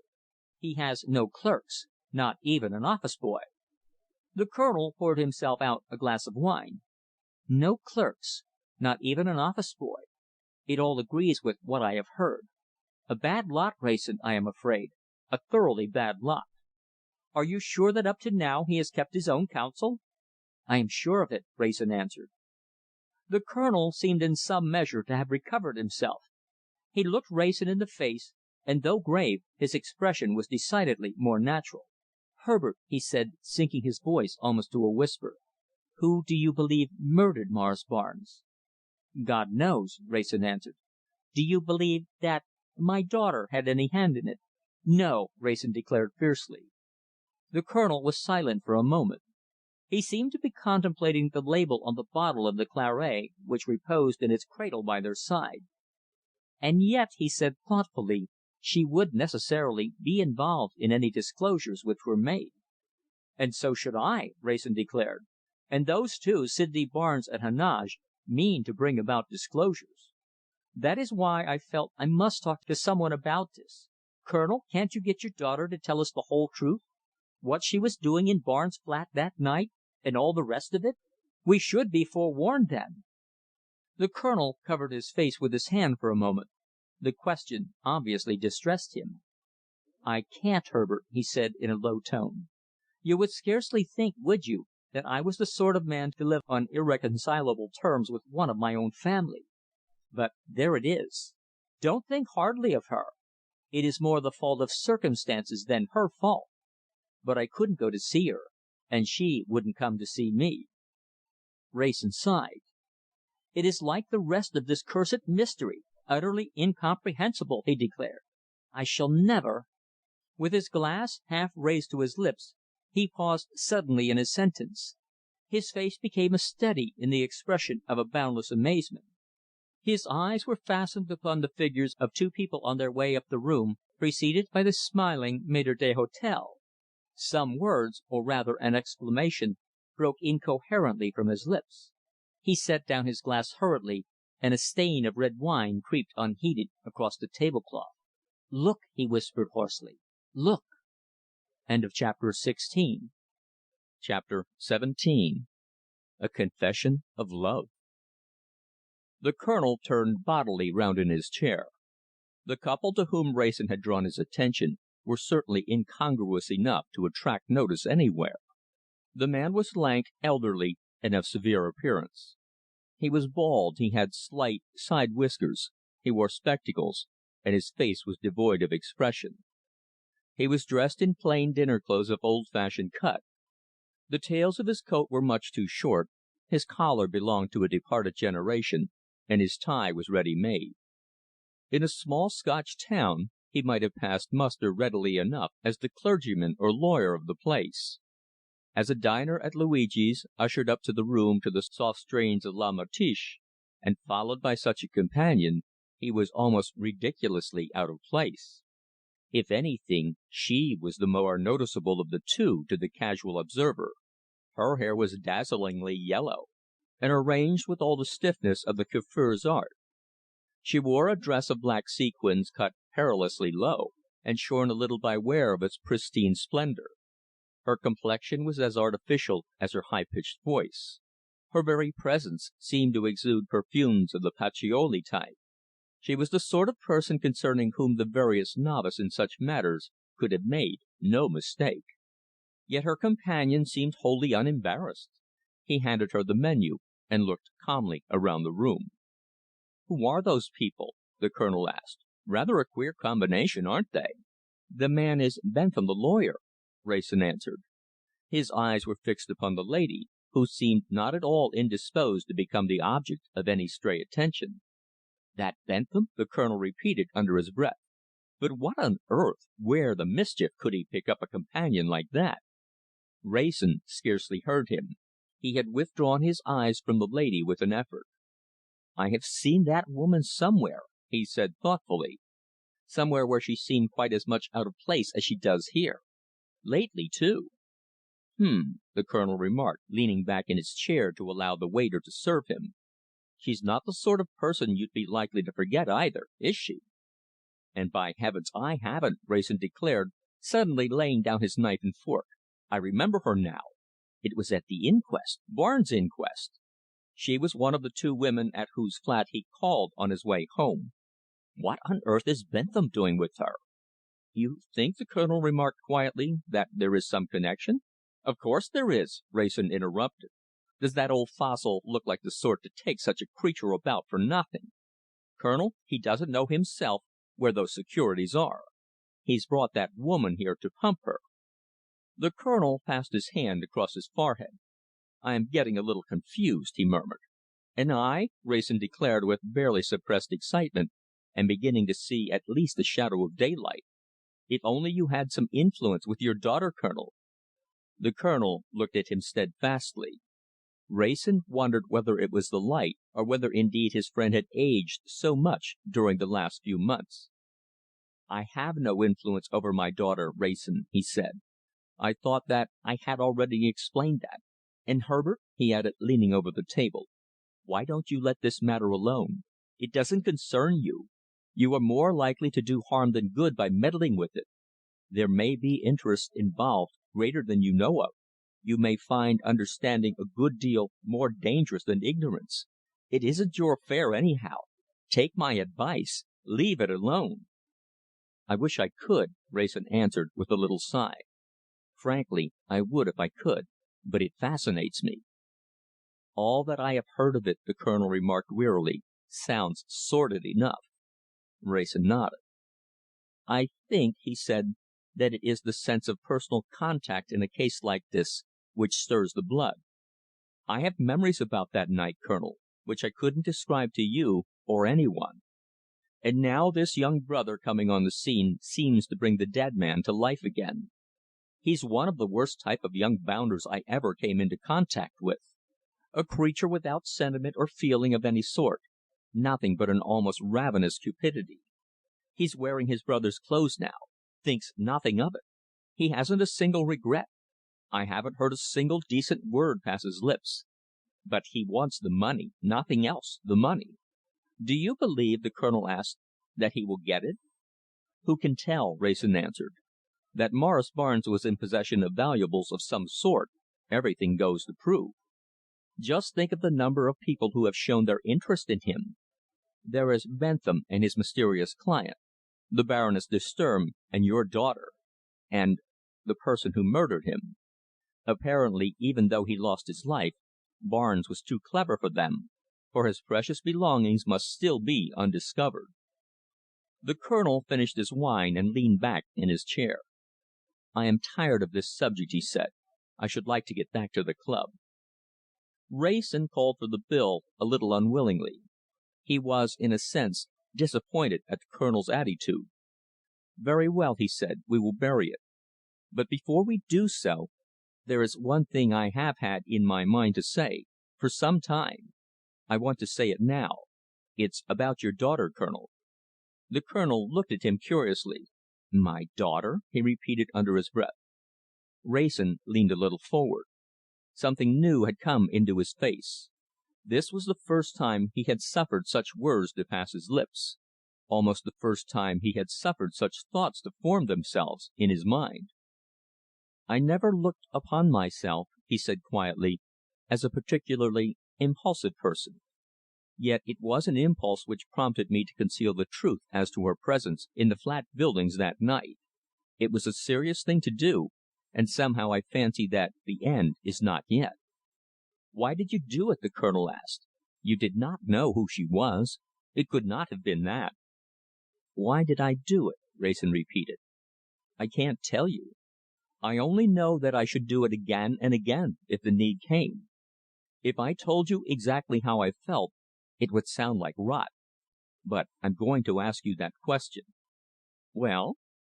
The Colonel's grey eyebrows were drawn together. His eyes were keen and bright. So he might have looked in time of stress, but he was not in the least like the genial idol of the Sheridan billiard room. "If I came to you to morrow," Wrayson said, "and told you that I had met at last the woman whom I wished to make my wife, and that woman was your daughter, what should you say?" "I should be glad," the Colonel answered simply. "You and she are, for some unhappy reason, not on speaking terms. That " "Good God!" the Colonel interrupted. "Whom do you mean? Whom are you talking about?" "About your daughter, whom I shielded, the companion of the Baroness de Sturm. Your daughter Louise." The Colonel raised his trembling fingers to his forehead. His voice quivered ominously. Of course. God help me, I thought you meant Edith. I never thought of Louise. And Edith has spoken of you lately." "I found your younger daughter charming," Wrayson said seriously. "But it was of your daughter Louise I was speaking. I thought that you would understand that." "My daughter, whom you found in Morris Barnes' flat that night?" "Exactly," Wrayson answered. "And my question is this. I cannot ask you why you and she parted, but at least you can tell me if you know of any reason why I should not ask her to be my wife." The Colonel was silent. "No," he said at last. "There is no reason. But she would not consent. I am sure of that." "We will let it go at that," Wrayson answered. "Come." He had chosen his moment for rising so as to pass down the room almost at the same time as Mr. Bentham and his strange companion. Prolific of smiles and somewhat elephantine graces, the lady's darkened eyes met Wrayson's boldly, and finding there some encouragement, she even favoured him with a backward glance. In the vestibule he slipped a half crown into the attendant's hand. "See if you can hear the address that lady gives her cabman," he whispered. The boy nodded and hurried out after them. Wrayson kept the Colonel back under the pretence of lighting a fresh cigar. When at last they strolled forward, they met the boy returning. He touched his hat to Wrayson. "Alhambra, sir," he said quietly. "Gone off alone, sir, in a hansom. Gentleman walked." The Colonel kept silence until they were in the street. "Coming to the club?" he asked a little abruptly. "No," Wrayson answered. "You are going after that woman?" the Colonel exclaimed. "I am going to the Alhambra," Wrayson answered. "I can't help it. It sounds foolish, I suppose, but this affair fascinates me. It works on my nerves somehow. I must go." The Colonel turned on his heel. Without another word he crossed the Strand, leaving Wrayson standing upon the pavement. Wrayson, with a little sigh, turned westwards. Chapter 18. An Amateur Detective. Wrayson easily discovered the object of his search. She was seated upon a lounge in the promenade, her ample charms lavishly displayed, and her blackened eyes mutely questioning the passers by. She welcomed Wrayson with a smile which she meant to be inviting, albeit she was a little suspicious. Men of Wrayson's stamp and appearance were not often such easy victims. "Saw you at Luigi's, didn't I?" he asked, hat in hand. She nodded, and made room for him to sit down by her side. "Did you see the old stick I was with?" she asked. "I don't know why I was fool enough to go out with him. Trying to pump me about poor old Barney, too, all the time. Just as though I couldn't see through him." "Old Barney?" Wrayson repeated, a little perplexed. She laughed coarsely. "Oh, come, that won't do," she declared. "I'm almost sure you're on the same lay yourself. Didn't I see you at the inquest? Morris Barnes' inquest, of course. You know whom I mean, right enough." "I know whom you mean now," Wrayson admitted. "Yes, I was there. Queer affair, wasn't it?" The lady nodded. "I should like a liqueur," she remarked, with apparent irrelevance. "Benedictine." They were seated in front of a small table, and were at times the object of expectant contemplation on the part of a magnificent individual in livery and knee breeches. Wrayson summoned him, and ordered 2 Benedictines. "Now I don't mind telling you," the lady continued, leaning over towards him confidentially, "that I'm dead off that old man who came prying around and took me out to dinner to pump me about poor old Barney. He didn't get much out of me. For one thing, I don't know much, but the little I do know I'd sooner tell you than him." "You're very kind," Wrayson murmured. "He used to come to these places a good deal, didn't he?" She nodded assent. "He was always either here or at the Empire. He wasn't a bad sort, Barney, although he was just like all the rest of them, close with his money when he was sober, and chucking it about when he'd had a drop too much. What did you want to know about him in particular?" "Well, for one thing," Wrayson answered, "where he got his money from." She shook her head. "He was always very close about that," she said. "The only story I ever heard him tell was that he'd made it mining in South Africa." "You have really heard him say that?" Wrayson asked. "Half a dozen times," she declared. "That proves, at any rate," he remarked thoughtfully, "that there was some mystery about his income, because I happen to know that he came back from South Africa a pauper." "Very likely," she remarked.